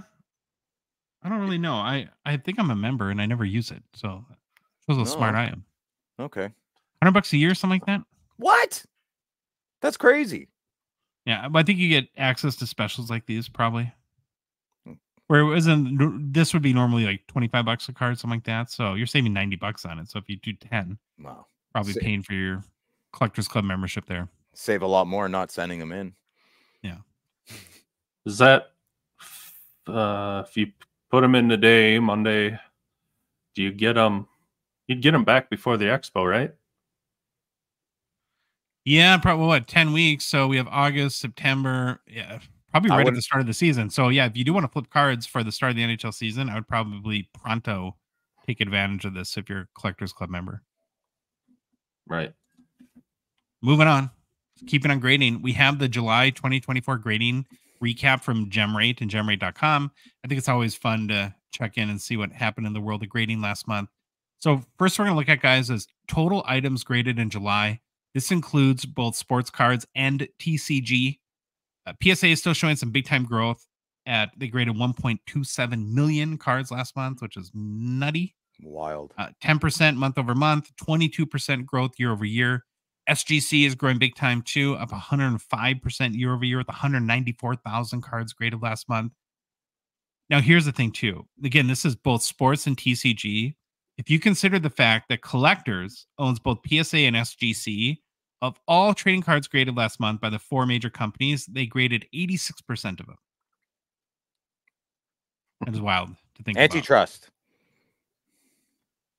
Is it though? Because people choose to send whose cards. No, it's not. I'm just bitter. Just don't listen Yeah. to me. I'm just a card snob. Now looking at just sports cards graded for July, Collectors is even more dominating in this category. So 1.038 million sports cards were graded in July.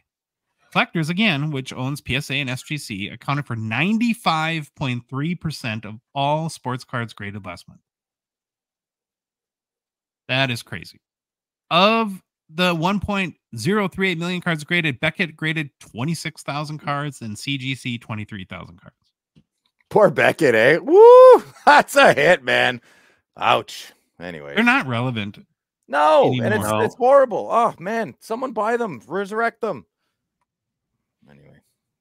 I have a lot of empathy, too, because I understand how big of a deal Beckett was 10 years ago. Yeah. This breaks my heart, man. Probably the number one complaint we get from people is, or one of the big complaints, so we get lots, but is you always show PSA values. How come you don't show Beckett? And I try very, very hard not to be an a-hole in responding to people or be a jerk, and just say it's because honestly, Beckett isn't relevant anymore. They grade nothing. 26,000 out of 1.04 million cards are Beckett cards. Drop out of the ocean. Right. And everybody comps off a PSA price, a PSA card anyways now. So yeah. And I have nothing against Beckett. I would love for them to turn it around. I don't love the fact that 95% of all sports cards were graded by effectively one company last month. That's not good. But again, it's not antitrust because all people got to do is decide to send them somewhere else, right? Do you think Beckett has talked to Tag? Do you think they've ever had some like a golf game of discussion? Like, is there anything there? Like the pedigree of Beckett and the technology of Tag? Just right? Pop out a baby. Call it Tag Beckett. I'm just speculating, Phil, but I think that the hard part about a Beckett acquisition would be aligning on their value because they're going to think of themselves as the Beckett of yore, right? The Beckett of the legacy of Beckett, the brand. Yeah. And if I'm a buyer, I'm saying you guys are not relevant. No, but they're not worth anything. They could really, they can turn things around. The ship hasn't sunk. The Titanic hasn't hit the iceberg. It hasn't. It just, it's close, I think. Like, how could it not be? It's just a shame, man. It's like they were riding off the name for so long, and you got to put the work in because someone else is if you're not, you know. Well, then you can go ahead. Oh no, go ahead, Philly. No, Louis, I want to hear what you say. No, it's just all you number crunchers. Don't forget looking at this list here. GemRate inadvertently excluded 22,000 cards that were graded by SGC in the May and June reports. So they've been added into this one. Okay. Ooh, that's important. I mean, Sure. it doesn't That's why bring there's an doesn't bring Beckett any closer, but No. Yeah. Fair enough. Fair enough. Now, when you look down at the breakdown by category and sport, right? So this is where we can start to dive into our hobby, the hockey hobby, a little bit. 46,000 of the 1.038 million sports cards graded last month were hockey cards. So yeah, I suppose hockey is not really relevant either if I use the Beckett argument, but that's too sad to think about. So we're emerging still. I'm going to go with that. Now, 40.2 thousand or 40,200 of the 46,000 hockey cards were graded by PSA. So again, a very large percentage. SGC graded 1,600 cards, BGS 1,200, and CGC a paltry 700. And this is too, like, where you'll get pushback on, like, if you say, and it's a little harsh, I get it, to say Beckett's irrelevant, but they say, well, not for hockey. It's like, well, I don't know. I mean, they graded 1,200 cards out of 46,000. Yeah, that's pretty irrelevant, I think. Yeah. Looking at the top 10 most graded sports cards by PSA last month, one hockey card made the list. It's going to be a huge shocker. Get ready. Be blown away. Coming in at number 7 for the month of July, the 2023-24 Upper Deck Connor Bedard base Young Guns, where 1,400 total copies were graded in July. Here's a little interesting, though. That's down 29% from June. That's a summer. Yeah. Okay. There were no hockey players in the top 12 most graded athletes by PSA for July. And yeah, that's your hockey-focused grading recap for July of 2024. So for the people listening, I just wanted to point out every card in this top 10 list is 2020 and above, except the bottom one. It's a 1989 Ken Griffey Jr. Star Rookie. It's still being graded in the, out of all the cards at PSA, most graded for July. It's holding strong. Yeah, holding real Crazy. strong. Yeah. You want to start a Griffey podcast next, or what? Is that your plan? He's got a beautiful swing. And he's, you know, when he played the game with his dad, because we all know I'm a big sucker for father-son things. Yep. You know, that was awesome. That was great, man. It Didn't was they? fantastic. They did go. Let's keep on the baseball podcast here. Didn't they both go back-to-back homers in a game? Ooh, I'm not too sure, Louis. I know Junior stole a pop fly from his dad, and that was a great clip. If you haven't seen that, YouTube that. It's fantastic. Yeah. All right. We're going to move on. Which company will Phil get us in trouble with next? Find out on his latest hobby rant. I'm sorry. All right, Phil. I'm sorry. Okay. It's time for your hobby rant. What do you got to talk about this week? So this week, I just want to, so before I go on my big whiny spiel here, I want to say I'm only scratching the surface when I complain. This is my vent. So the boys gave me an opportunity to vent. I'm just venting. It's not supposed to be super detailed. I can make it super detailed, but I have my own Loud Collector channel, and I'll use that channel for detailed videos. I just want to complain. I just want to vent. We're all good, and I feel a lot better after. So no one take it too seriously, please. Okay, here we go. So welcome back, Hockey Card Hobby family, to the Poo on My Shoe. Today, we're diving into a topic that might make you scratch your head, laugh, or even cry a little. Yes, we're talking about eBay's Global Shipping Program, or we will call it GSP, not to be confused with the Canada's National Treasure, George St. Pierre. So GSP. Ooh. Yeah, man, he's the man. So the Global Shipping Program and eBay, it's like the Wild West of shipping with all the unpredictability and none of the cowboys and saloons. Let's dig into the comedy of errors that is GSP and how it impacts our beloved hobby. It's a much more complicated issue the further you dive into, but we're just going to scratch the surface today. So What is the Global Shipping Program?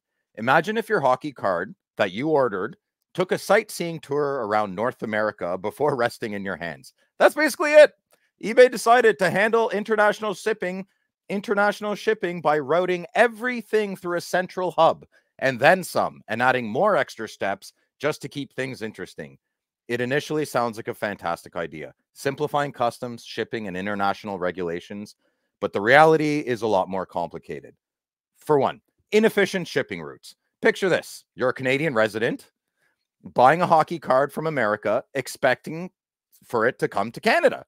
But no, it goes for a quick pit stop at one of eBay's hubs in Erlanger, Kentucky. Maybe it wanted some KFC. I don't know. Then it takes a detour to the distribution center in Westland, Missouri. It gets processed there. I don't even know what that means when I see it on my phone. And then the next stop you'd think would be Canada. Nope. The hockey card has to give some more high fives to its friends at another distribution center in Chicago, Illinois. I have no idea. I see it on my phone, but I don't know what these things mean. I'll stop narrating these hockey cards. I'll stop narrating this hockey cards convoluted journey. Don't even get me started what happens at the border. That's a totally different rant. These routes are about as efficient as Mike Babcock trying to coach the Toronto Maple Leafs. Not very efficient and quite peculiar. Speaking of peculiar, how does any of this make sense? If you check eBay's website, they make it known that their finger is on the pulse environmentally. Here's a blurb taken directly from the website. I'll preface this. The following blurb explains how they partnered up with another company called South Pole to do their part in helping the planet. So here's the quote. eBay wants to protect the planet in a transparent way. To play a part in this, buyers can make a contribution towards a climate project with their purchase from our partner, South Pole. All products, purchases, and services cause greenhouse gases to be emitted. Climate action projects are designed to avoid CO2 being emitted or to remove CO2 from the atmosphere. Blah, blah, blah. It goes on, and honestly, all of this is fantastic. I don't care where you fall in the political landscape. Caring about our environment and the planet we live on is a good thing. However far you want to take it or how little, it's a positive. So let's keep it really simple. Are all of these plane rides good for the carbon footprint? Probably not. I'll leave it at that. Scratching the surface. We're not diving deep. Ever felt like you're financing a road trip you didn't sign up for? Well, the global shipping program has got you covered. They bundle various fees, making you feel like you're sponsoring a cross-country event for the cards you don't even have in your hands. Buyers end up paying more while sellers watch their sales slump. It's like paying premium prices for nosebleed seats at a hockey game. We're all supporting the team, but nobody really wants to break the bank just to get their favorite player's card this way. Another point, longer shipping times. If you've got the patience of a Maple Leafs fan, you might enjoy the wait times with the global shipping program. But for everybody else, it's like waiting for your star player to come back from a season-long injury. What should take a week ends up taking a month, giving you plenty of time to work from home, organizing your phone calls, emails, and conference calls. Your card goes through so many hands and places, it practically earns its own passport. By the time it arrives, you might forget you even ordered it. Happens to me all the time. Practicing your slap shot at home, more like practicing your Zen meditation. Handling and damage risks. Handling hockey cards is like handling newborn kittens. You need a gentle touch. But with global shipping program, your card is passed around more than the Stanley Cup at a victory parade. Each handoff increases the risk of damage, and you might end up with a card that looks like it's been processed in a wood chipper. Increased handling of packages increases the risk of damage, and the stories of cards arriving bent, creased, or otherwise, or just not showing up at all, are all far too common. If only we could wrap our cards in bubble wrap and prayers. This not only impacts the buyer satisfaction, but it can also significantly reduce the card's value. If you're a flipper, it's not good for you. Custom and import fees, not to be confused with taxes. Global shipping program's approach to custom fees is as accurate as predicting the top 10 in the NHL draft. They calculate fees in advance, but often you end up paying twice at the door with your postman or postwoman. Overcharging is common, and you might feel like you're funding the customs agent's vacation. I sure do. The pre-calculation of customs and import fees simplifies the process, but can lead to discrepancies and overcharging all the time, making the overall cost for the buyers absolutely unnecessarily high. It's Pitney Bowles who takes care of all these logistics. And not to mention, it's entirely confusing. Not the taxes, folks, the mysterious import fees. It feels like the waters have been purposefully muddied, and the biggest loser is us holding the card. Thankfully, there are ways to avoid this shipping circus. Direct international shipping, which is an option with eBay, might seem risky, but it's often cheaper and faster. Shipping cards, services like Ship My Cards are stepping up as the unsung heroes, providing a much more reliable option. Sellers can also consider eBay's international standard delivery. I'm sure a lot of people don't even know about that. I don't really bother. It can be less costly and speedier. Clear communication with the seller is a must, and offering various shipping options can help smooth out the process.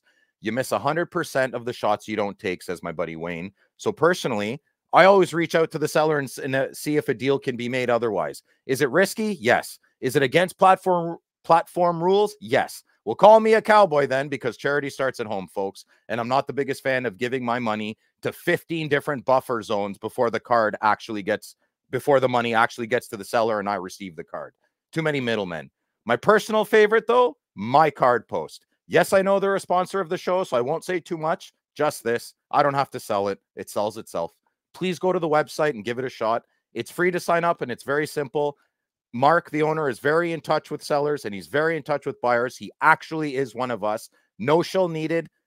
Just go to the website, read up on it. The service sells itself. So, in conclusion, while eBay's global shipping program might have started with good intentions, it's a bit of a comedy routine. From roundabout routes and high cost to delays and damage, it's enough to make any collector groan. But by exploring alternatives and sharing our experiences, we can push for improvements and keep our hobby more enjoyable. Remember, the puck doesn't stop here. We've got the power to drive change and score big. And that's the poo on my shoe. There you go. Yeah.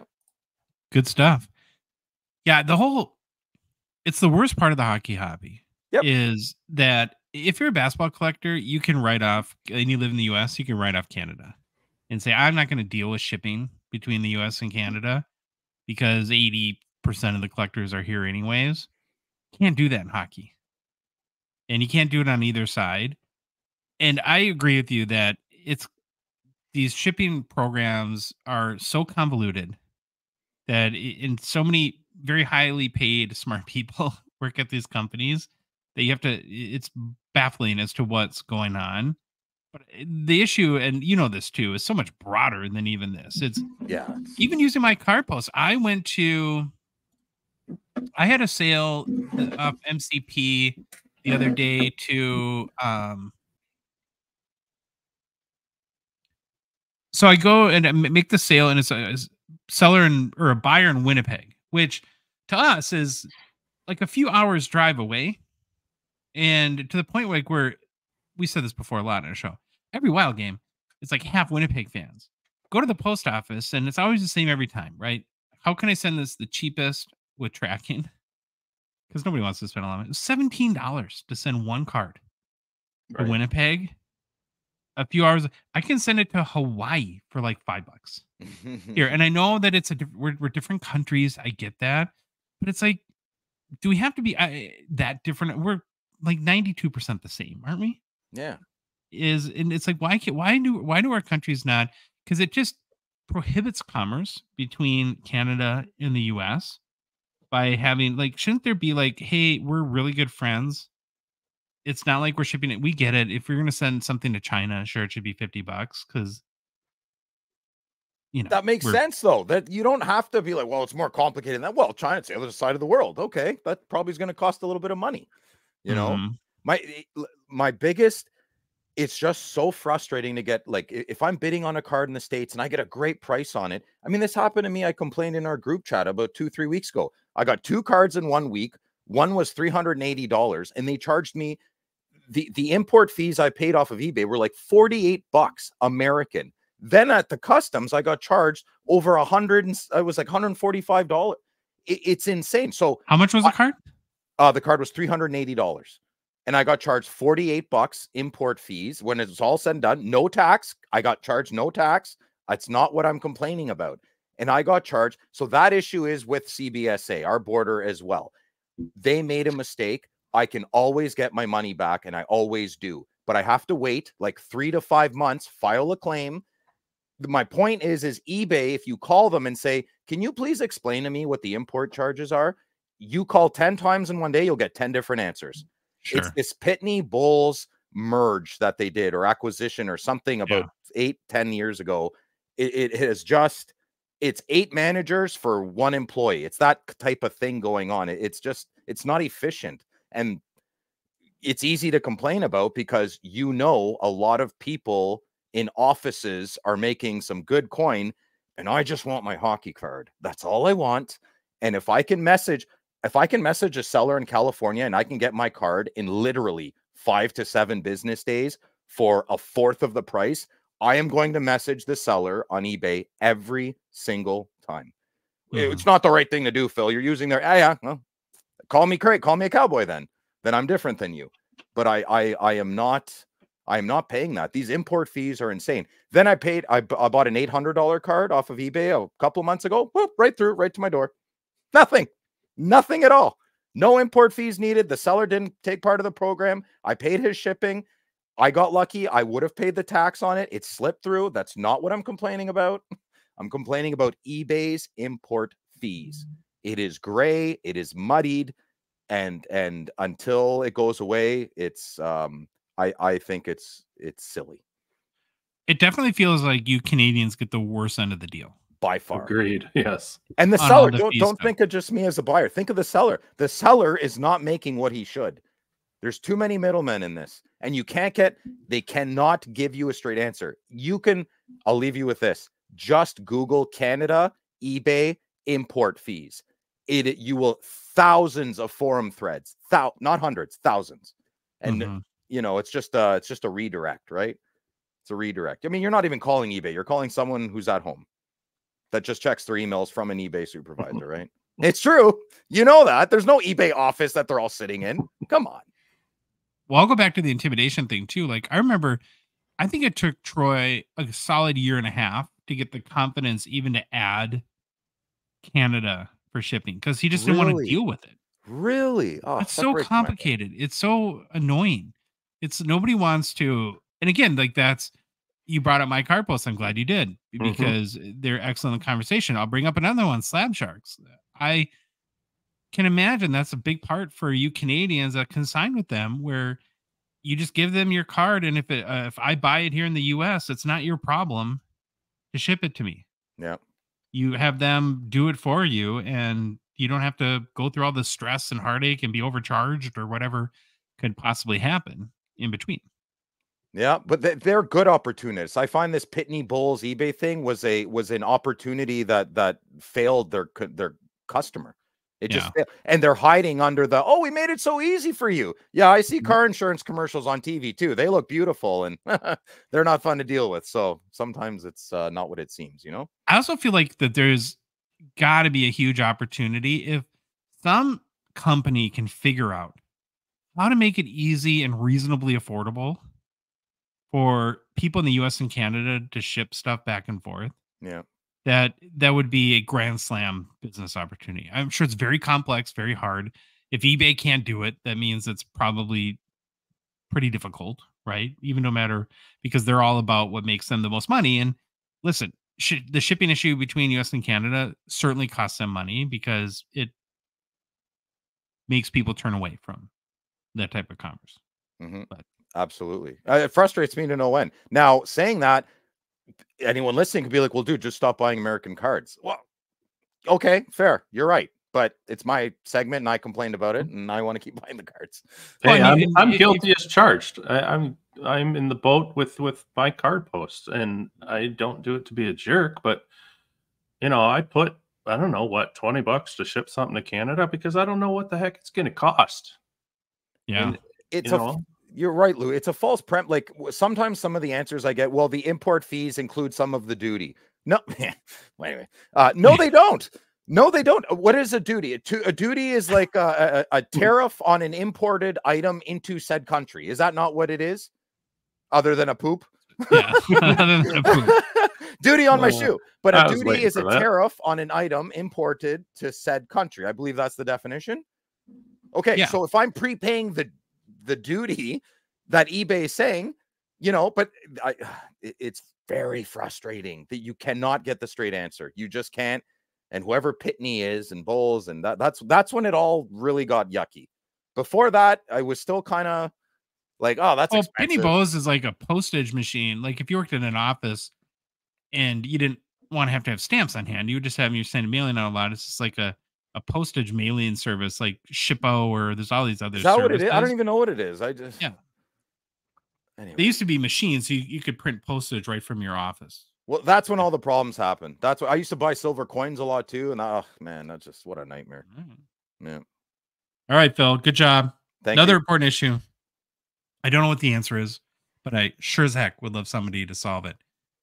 Not a lot going on in new product releases today, other than to mention that Wednesday, 2023-24 SPX drops. So good luck. If you're going to be ripping or breaking SPX early next week, we'll grab a box on Wednesday and have some reactions for you guys on Thursday's show. All right, got to mention Gongshow partner and sponsor Fanatics Collect real quick because they sponsor our show, which is this one. We're very, very grateful for their support. Now, Fanatics Fest, guys, is just around the corner, August 16th through 18th at the Javits Center, New York City. I've been there a number of times for some big shows, huge convention center. Tons and tons of events planned. And no, I'm not. You're not going, Josh? No? No. Too much traveling lately. So, wish I could, though. And a lot of special guests going to be there, too. So it's Fanatics, right? We know they're going to go all out. A number of hockey players are going to be signing autographs there. More than at the National. It's kind of interesting. Pretty big names, some pretty big names, too. A lot of New York affiliated players, right? It's in New York City, so that makes sense.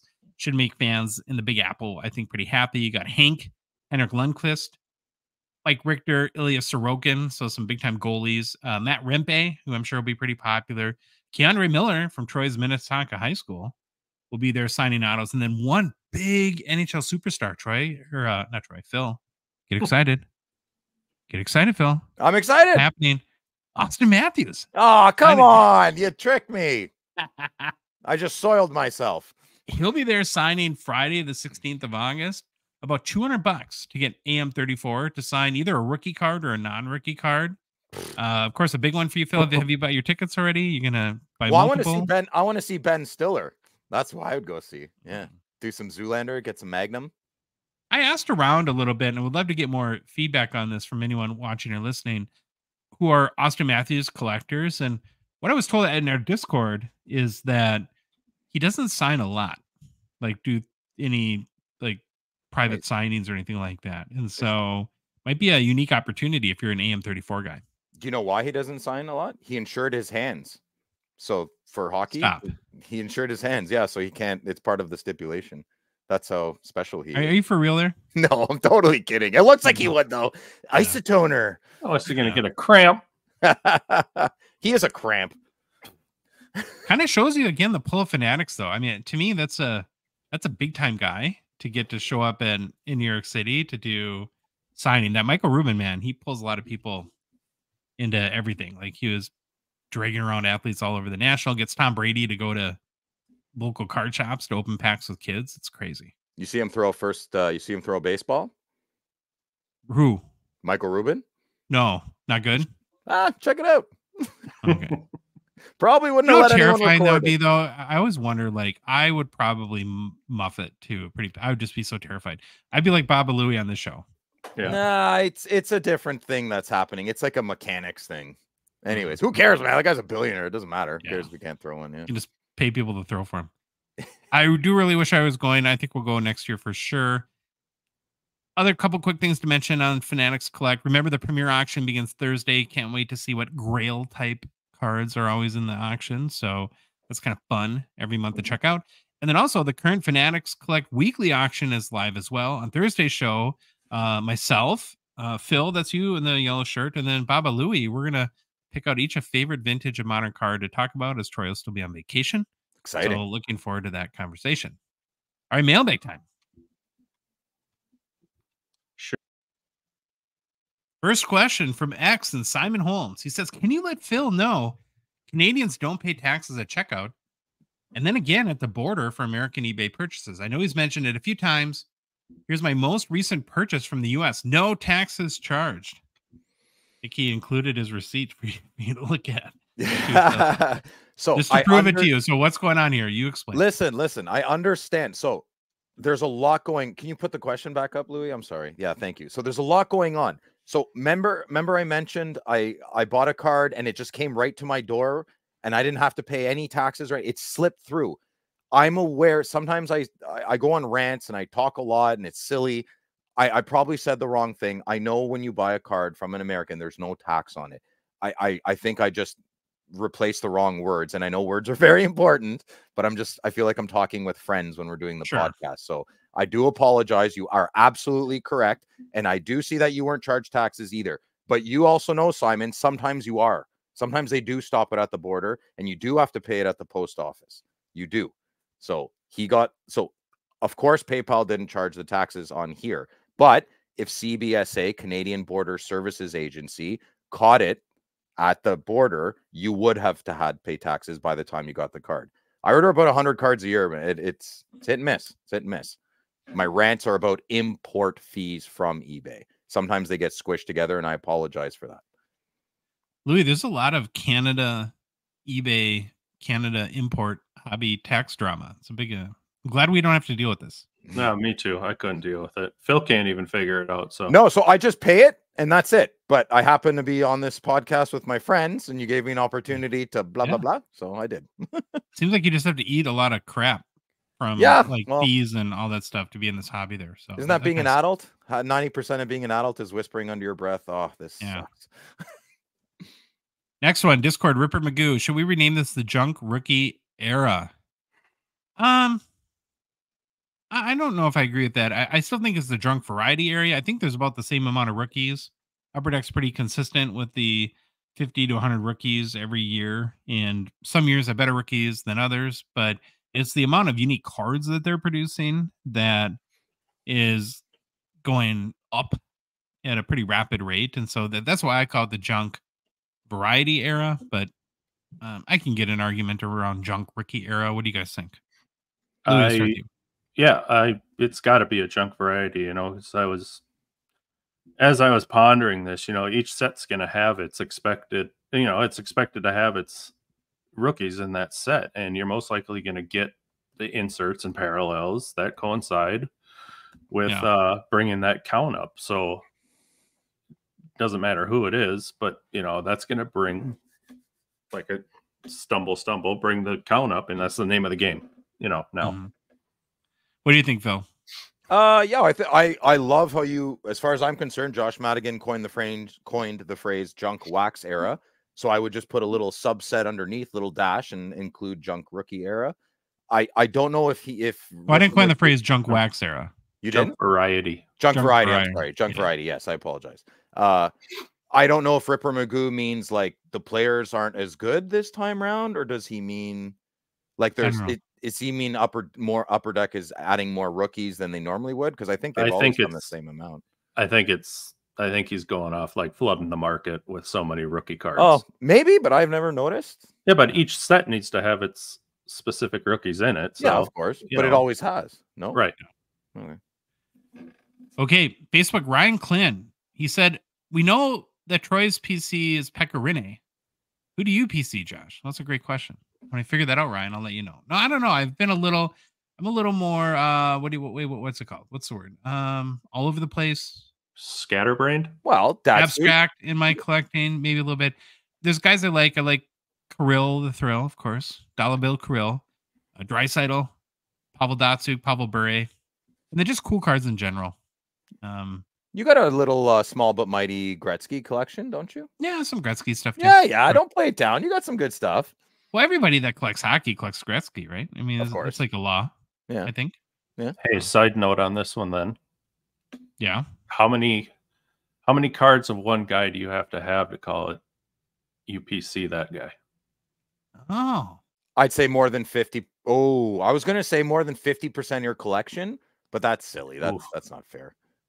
Well, then I definitely couldn't, because Kirill, Draisaitl, Datsyuk, and Bure cannot equal. Any of those could not be 50% of my collection. Well, one could, but not multiple. I have Brady Tkachuk, Alfredson, and Jake Sanderson would probably be 70% of my collection. Wild, eh? What do you think the answer is, Louis? How many? I don't know. I don't think they're. Well, there's got to be an answer. There's one for everything. What are you good for? It depends on, though. It's like, you could have 5 very high end, amazing, super rare different Wayne Gretzky cards, and I Yeah. think that could be a Sure. PC, or you could have 300 Shane Pinto Young Guns, and maybe that's a PC too. I I right? forgot So- about pinto beans. Yeah. Oh, there you go. There's the answer. Oh, you'll never forget about Pinto on this show. You Don't worry about listen. You both listen to me. You wait and watch this year. I'm Yeah. going to be laughing to the bank. I'm going to be Who? a card seller. Who was it? Shane Pinto. Pinto. Pinto. Okay, Don't I'll try to forget it. remember that name. He's a All stud. right. He's going to light it up. Everyone's going to want my Young Guns. Don't forget, I have Yeah. 17 exclusives as well. Okay, YouTube, CW Pucks 1188. Question for Josh and Phil. Now that CT scanning packs and boxes, now that they are, where can you see what's inside a sealed box or pack without openings available? Are you going to stop buying wax? Well, we addressed this definitely in our opening segment here, but I guess we didn't ask the question, are we going to stop buying wax? I probably won't, but I don't ever expect to hit anything good anyway. So, and I don't buy enough of it where, like, we know people, well, you, Phil, buy way more wax than I do, but maybe we did talk about this. Does this change your consumption at all at this point or no? Usually what I'm buying, like if you want to use Parker's Champion as an example, no one's really buying it. So if you really want to CT scan that for here, I don't know what the hit is, would be a Wayne Gretzky auto, go nuts. I'm not worried Right. about it. No, I don't even think about fake cards when I buy them. That's probably silly, but I don't even think about that. I Yeah. trust myself. I trust my gut to spot something weird. You going to stop buying it all, Louis? No, but I don't hardly buy anyways, so I'm fine. Yeah, you buy singles. Okay, and the next question, again, similar topic. So my wife and I, it's King's cardboard from Instagram. So my wife and I collect Pokemon cards with our son, aside from my sports card collecting. Just in the last few days, there's been a lot of chatter in the Pokemon community about a new company that apparently is using CT scan machines, scan packs, et cetera, for the charging $75 a pack to the service. Do you think this could bleed over to the sports card side? And if so, what effects could you see happening from it? He said, I haven't had time to look in depth. Well, hopefully you found our information today useful then. Would love to hear your input and thoughts. Personally, it saddens me to see something like this. Saddens me too. And I think we made our thoughts clear that this could potentially become a big issue if it continues to become more prominent. Well, and then, the scary part is, I guess, again, with the risk of beating a dead horse here, is that there's also a chance this becomes prominent without us finding out about it. That's the scary part to me. That's what I was thinking earlier, is that this could be like top of mind, and then enough money gets involved where it just brings the hush down, and it's just happening. We'll see, or we won't. All right, Discord, Rally SC. Has UD confirmed that Stature is going away for 2023-24? I've not seen it listed anywhere. Others have heard it's being replaced by Engraved. Could you reach out to your bros at Upper Deck for a comment? Thanks. I did reach out to them. Did not hear back yet. We have talked to them about Stature. Last indication we got is that they're working on it a few months ago and that it was still expected to come out.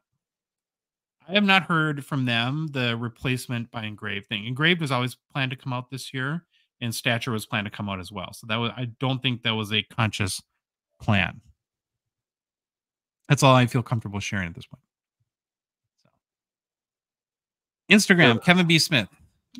When flying out to a city to attend their card show and you're bringing valuable cards for possible sale or trade, do you store them in your check luggage or carry-on? Thanks. Me, I'm 100% in my carry-on. And if I absolutely had to check them, I would put a lock on the bag. I don't know if you guys saw, somebody at the National put some boxes in their check luggage, and one of the boxes was cut open and somebody ripped packs out of it. No. Ostensibly that worked at the airport. But Ooh. what would you do, Phil, if you had to fly with cards? I'd kill him. Oh, sorry. Yes. I've only been on a plane like 3 times in my life. So I'd probably ask you, Josh, what I should do. Okay, you should take them on carry-on. What about you, Louis? They go with me 100% of the time. A little secret. I don't care if your bag's locked or not. You take a ballpoint pen and push it in between those zippers. You're getting in that luggage 99.9% of the time. Oh, really? Huh. Try that's it. Terrifying. Give it a try. Yeah. Okay. Yeah. So then I think that furthers my conviction that they should just come with you. Okay, Facebook for the win sports cards. I've noticed some sales show up in Terapeak, but are not in 130 point or on eBay sales history. Do you guys know why that could be? I have no idea. I think I've maybe run into that in the past. I honestly have no idea why.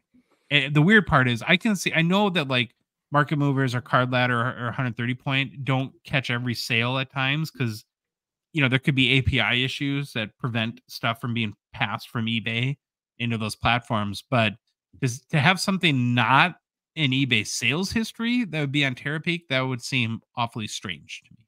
Yes. Have you ever noticed that, Phil? I don't really look up comps often for stuff. Yeah, I'm not the best guy for that stuff. Okay, Instagram, Grade 8's 88. He says, how much is a Quinn Hughes Acetate Young Guns pulled from SB Authentic? I know they are rare. Well, I Probably found a a PSA lot. 10. No. Here's the thing, though. So in April 2023, before the Quinn Hughes pop-off last year, PSA 10 went for $635 US. Acetate? Yeah, there's no in acetate. There's no way that would happen today. I mean, that'd probably be $2,000. Yeah, that's crazy. Discord Rally SC. Have you thought about having some of the well-known hockey collectors on for an interview? There's a host of names on Facebook and Instagram supporting some impressive collections. Would be great to hear about how they got their cards, what they look like, what they look for, tips, etc. Thanks. So here's my thought on this, Rally, and we've actually been asked about this before. And I don't, maybe I'm not right here, so maybe you guys can change my mind. First of all, I'm 100% up for this. My issue is that I feel like I have to like know the people a little bit, have talked to them, and that to find the right people, it's somebody that has to be good on a show like this and interesting, has a good story to tell around their collection. And not to be glib here, but not just some rich person that can just buy whatever they want. And so to me, I would have to have a comfort level and maybe talk to the person a little bit beforehand, which we typically like to do with anyone that we bring on the show, but we're in generally a little careful about who we bring on. I don't know, Phil, is that reasonable to you, or do you think that I'm being closed-minded? I think no, I don't think you're being closed-minded. I think you're just cautious. You're in your late 40s and you have wisdom. So you just, things can go awry and it might not be good for content. Maybe I actually probably a little more risk taking. I know a couple of guys with some big hockey card collections and they don't want people to know. They don't want, that's another one. Remember when Jeff Wilson went to a super old fart's house and he has one of the craziest baseball collections ever, and he so for many years he didn't want too many people to know, but now he's super old, he doesn't care. And Jeff Wilson did a really good interview in the guy's home. I would love to do that. That would be, and then you want the story of the person because it would match the story of the cards, right? So yeah. Well, the other thing I think about too is, no, it's about that. Your comment though I do agree that probably some people don't want to know, but maybe to Rally's point, if they're posting on their cards on Instagram, maybe that's not as big of an issue there. I don't know, Louis, what do you think? Do you think we should have more people on the show that have kind of insane collections to talk to them?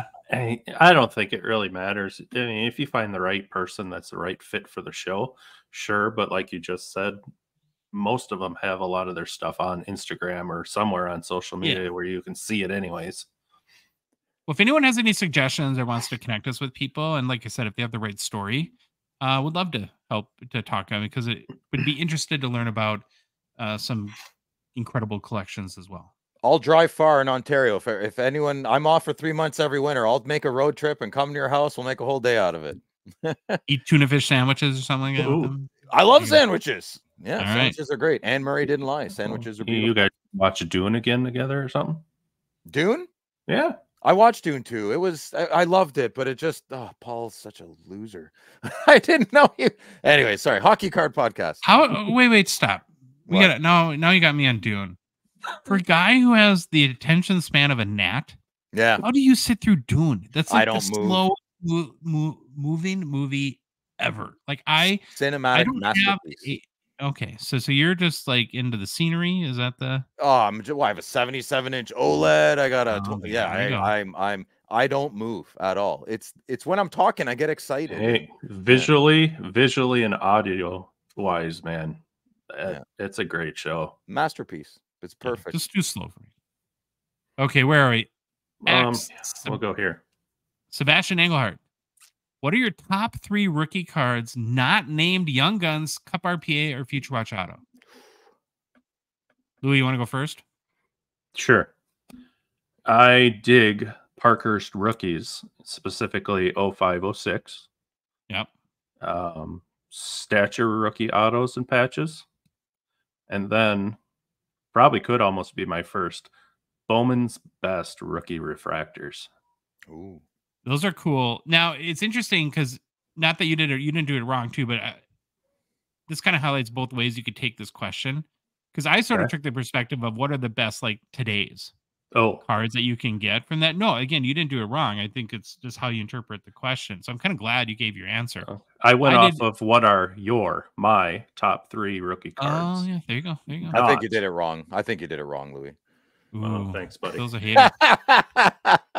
So as far as cards today, I did Seismic Gold, Marquee Rookie from OPG Platinum, then Paper OPG, Marquee Rookie 3D, and then I'm a big Star Rubies guy. I think it's one of the more underrated rookie cards that you can get, but that just means nobody else cares.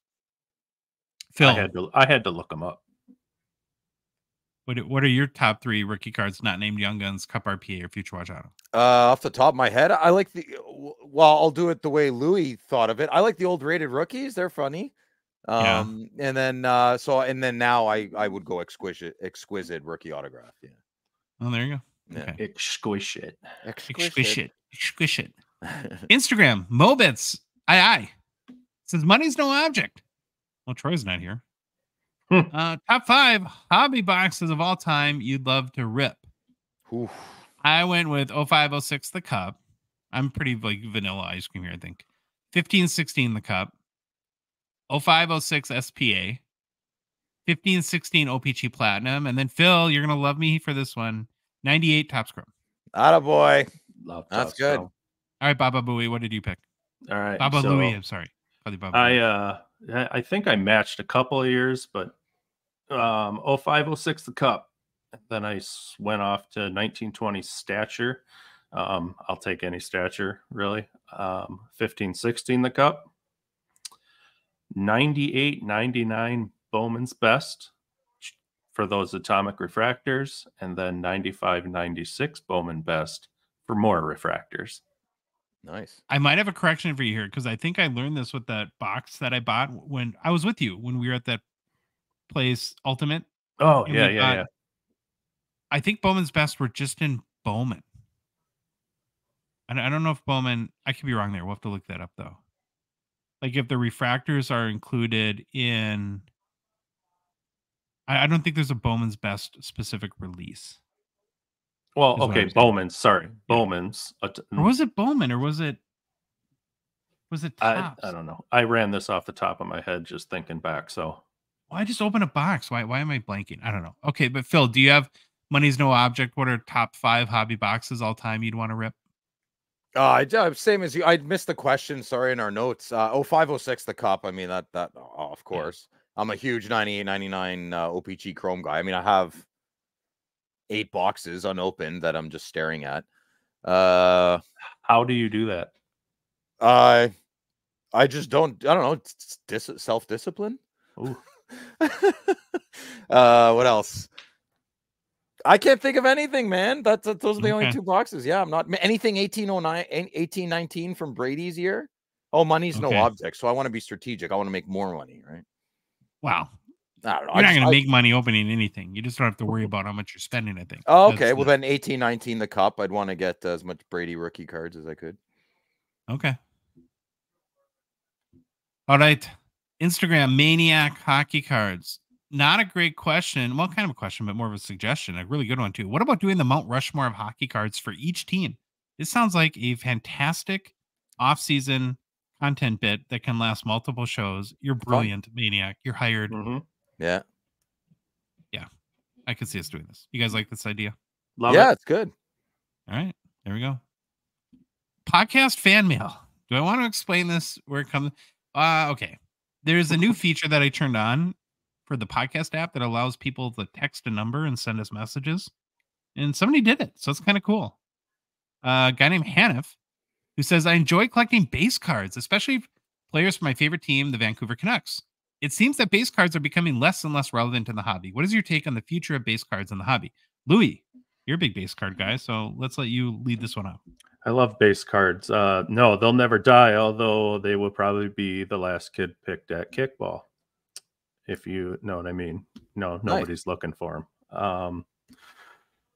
Oh, where else was I going to go with this? There's a lot of people in the hobby community that are still set builders. Yeah. Excuse me. And I've started to dabble into that a little bit here too. And I still chase base cards of PC players. I'll grab a base Madonna or Broder card if I see one along the way, or North Star's wild cards. And Josh, we were digging into those boxes at that card shop the other day. I mean, I brought a stack of 30 cards home, and 20 of them were 10 cents a piece. I was all over that. Good for you, Louis. That's all. It feels good, eh? When you score a big box like that, or you find a big box like that and you can go through it. I'm gonna give a shout out to you, Baba Louis, too, because you do something I think is very cool. What? Louis spends endless amounts of time going through base.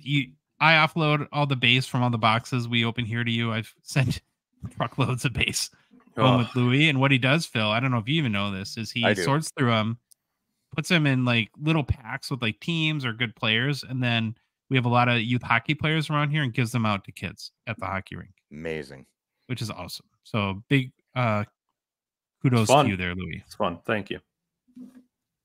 All right, Instagram Puck8815. When looking at box prices, how long do you think it takes for wax to go down from a declining price because it's overstocked and no longer new to becoming hard to find and the price starts to rise? For me, Puck8815, it just depends on the rookies, how the rookies pan out. It either slides into obscurity, like if it's a 2017 sort of box, or if it's 2016 and has AM34 5 years down the road, it's triple in price. It ultimately depends on how those guys pan out, in my mind. Do you guys agree with that, or do you have a different take on it? No, I agree. No, it's a waiting game. You just don't know. Look at Lafreniere. I mean, oh my God, so high, then went down. Now it's going back to the middle again because he had a good playoffs, right? Yep. You don't know.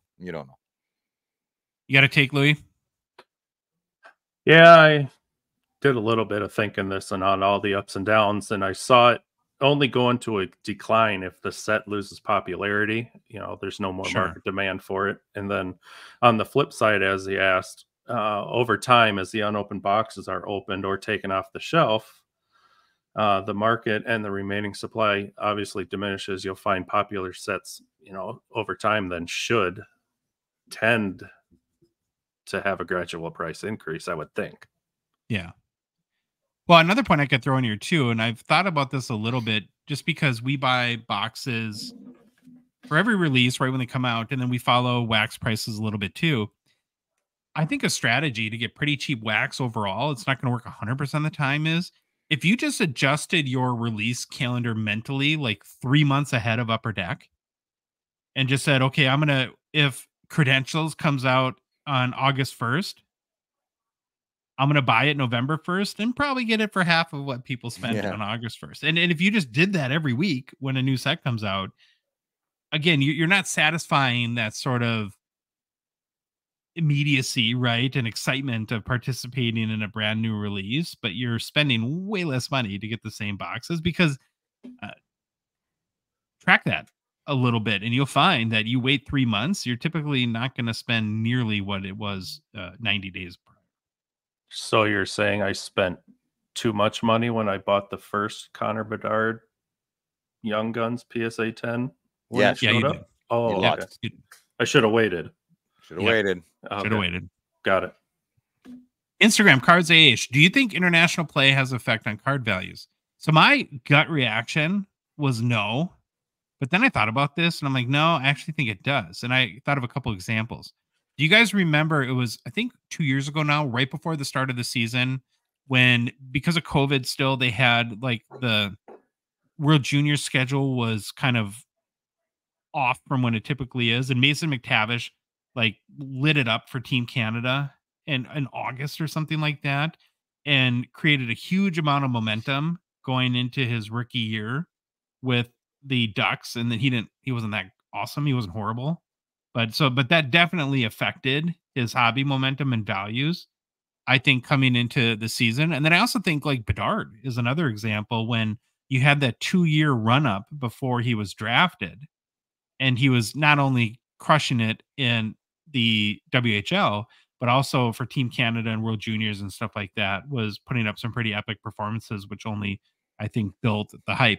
Now for vets, I don't know if it has much value, but we haven't had we have the situation where we're starting again with best on best tournaments this winter.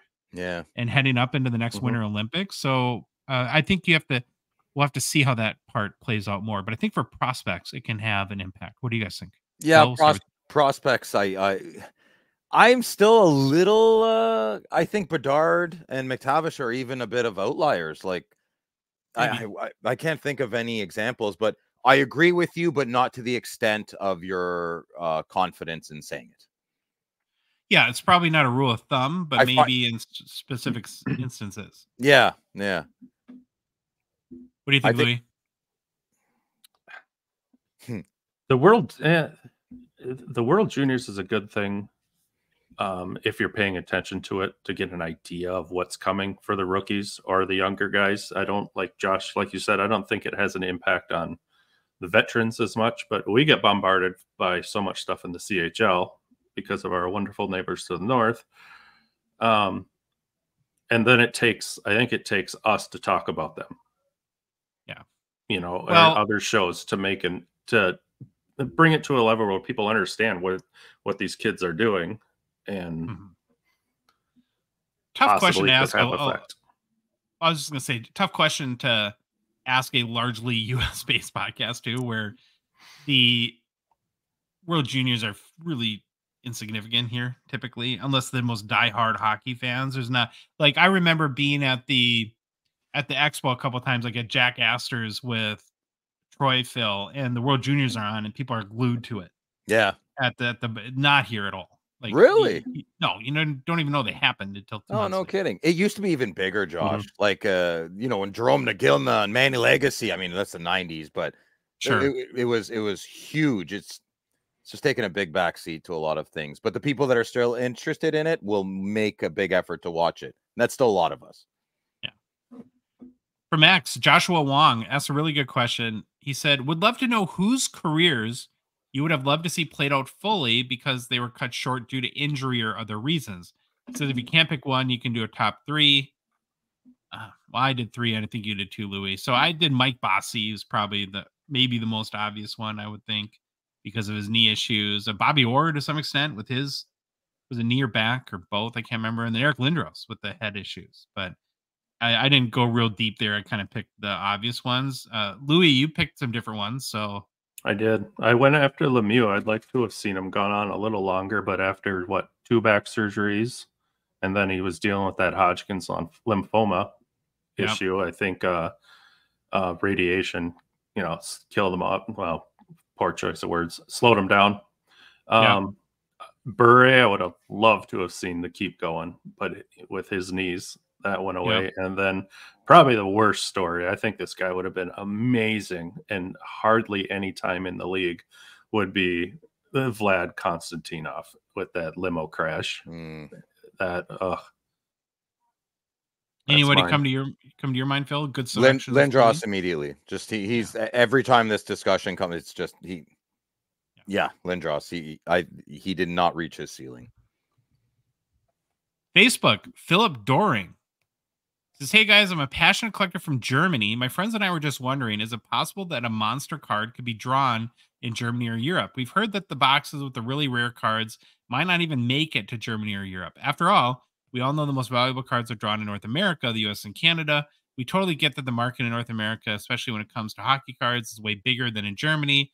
It's great to see more and more interest here, but it's still not the same. So I'd love to hear your thoughts on this theory.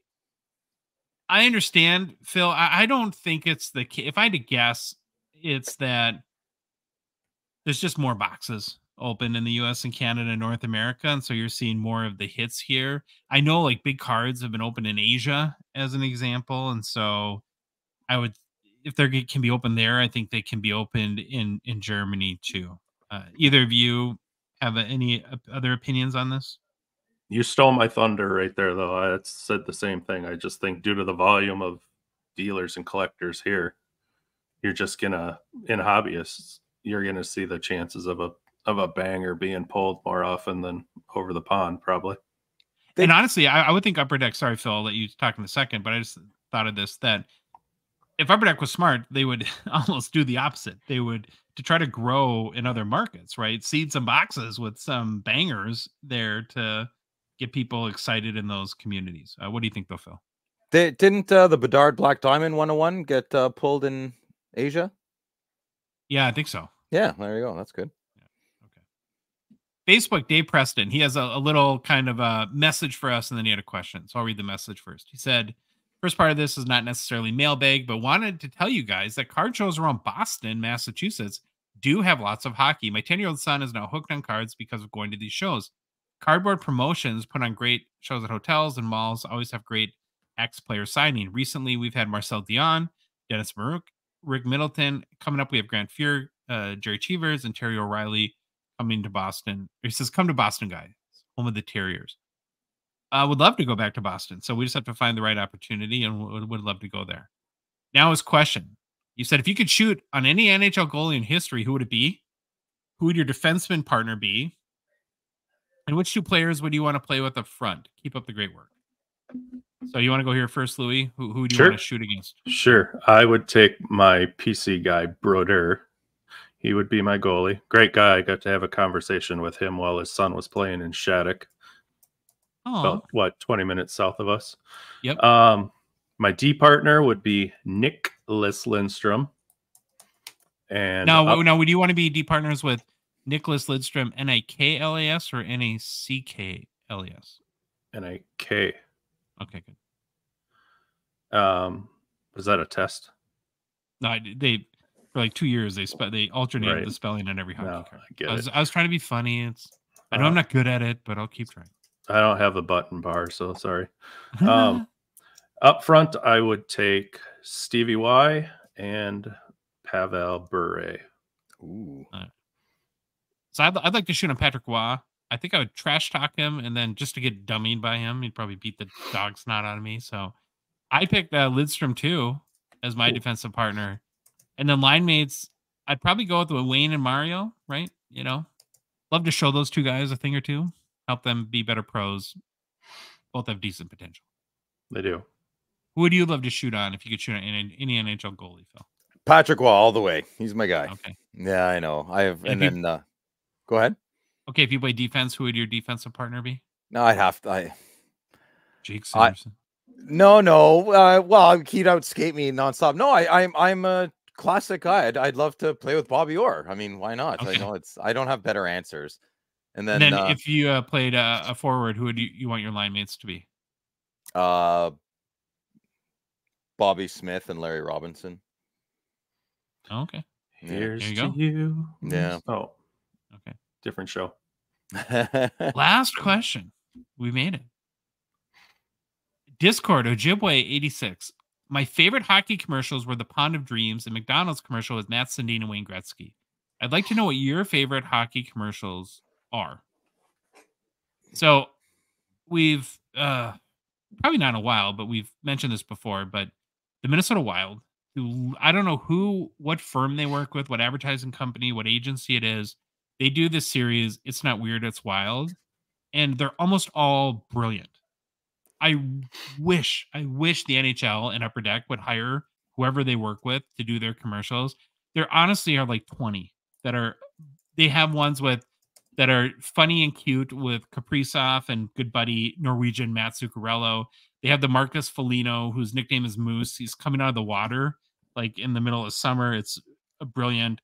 Last year was Brock Faber in line to get on the Gus bus, and his mom running out with his glasses, which is brilliant. Oh, I saw that one. I saw that. That's awesome. That's a really funny commercial. Yeah. There's another great one too. So the Wild played in the Global Series last year in Sweden, and there's a bunch of Swedes on the Wild's hockey team.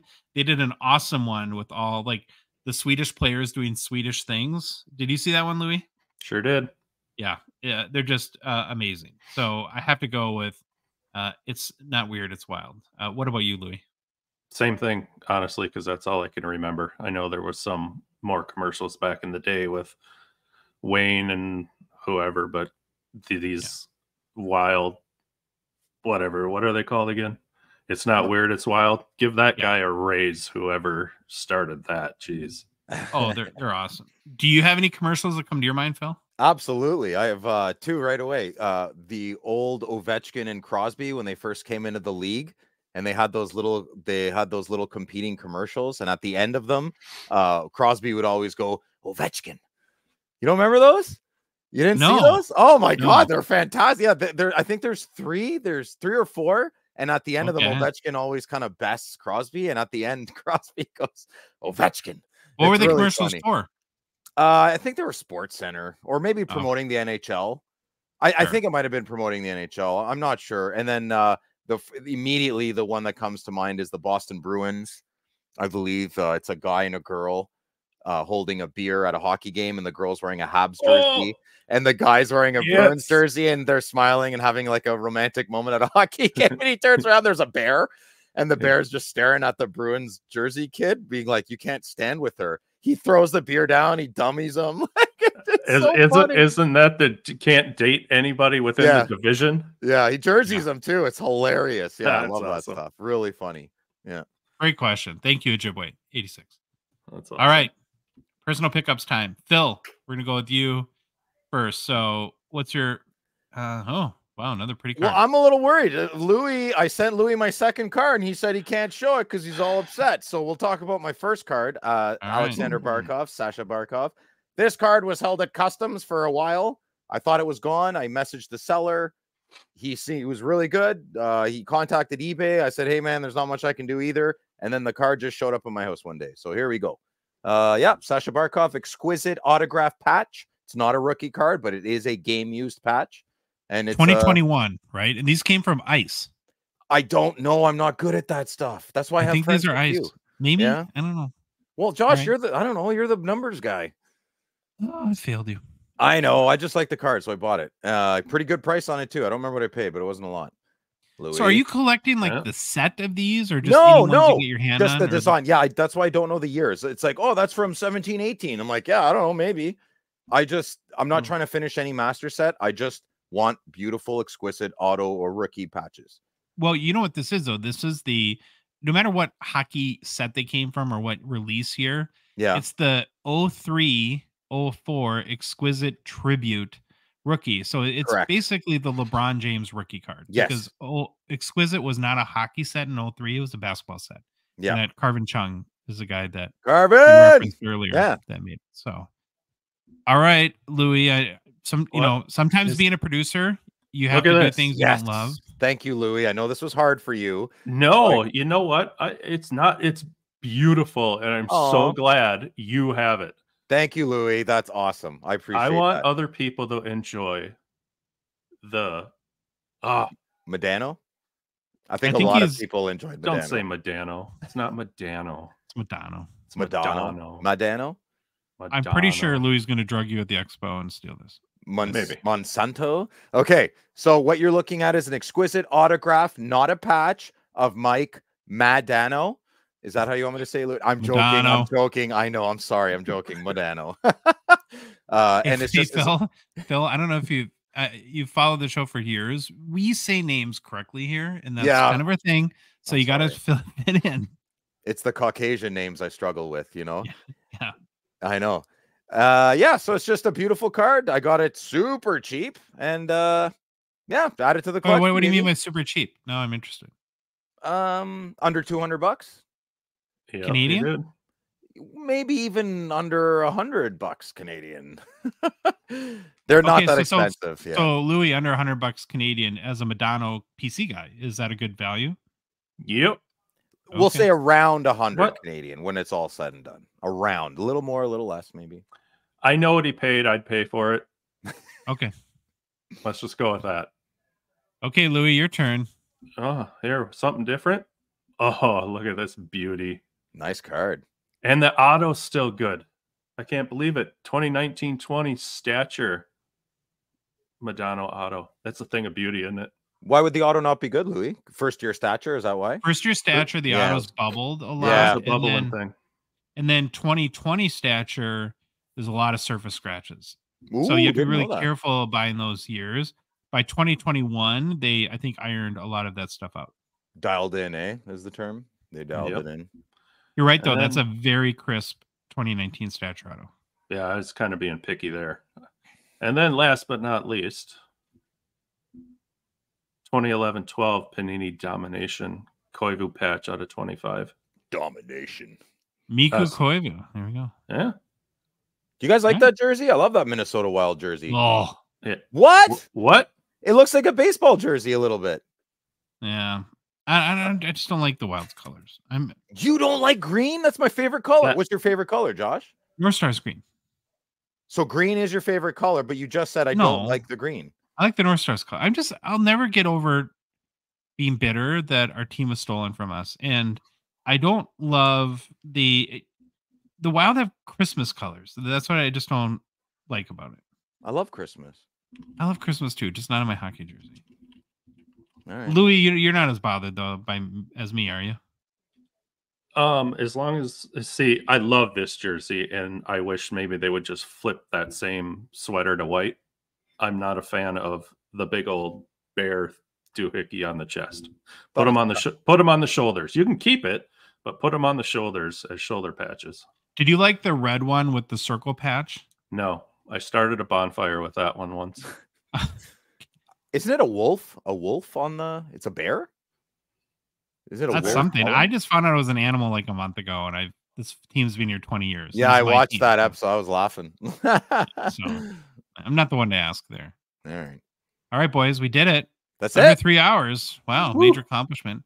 If you like the episode, please leave a rating and review on Apple, Spotify, whatever podcast app you listen to us on. If you love the show, you want to support us, want to chat with us every day on the Hockey Cards Gongshow Discord server. Louis is there. Bill's there. You can support us by a donation through Patreon. What's that? $5 a month. Join on a $1.99 support level tier. Link is in the show description on both podcast apps and YouTube. In our Instagram, TikTok profile, you go to our website, hockeycardsgongshow.com. Click on the Become a Patron link or in the Patreon website directly. It's patreon.com. And then just search for Hockey Cards Gong Show.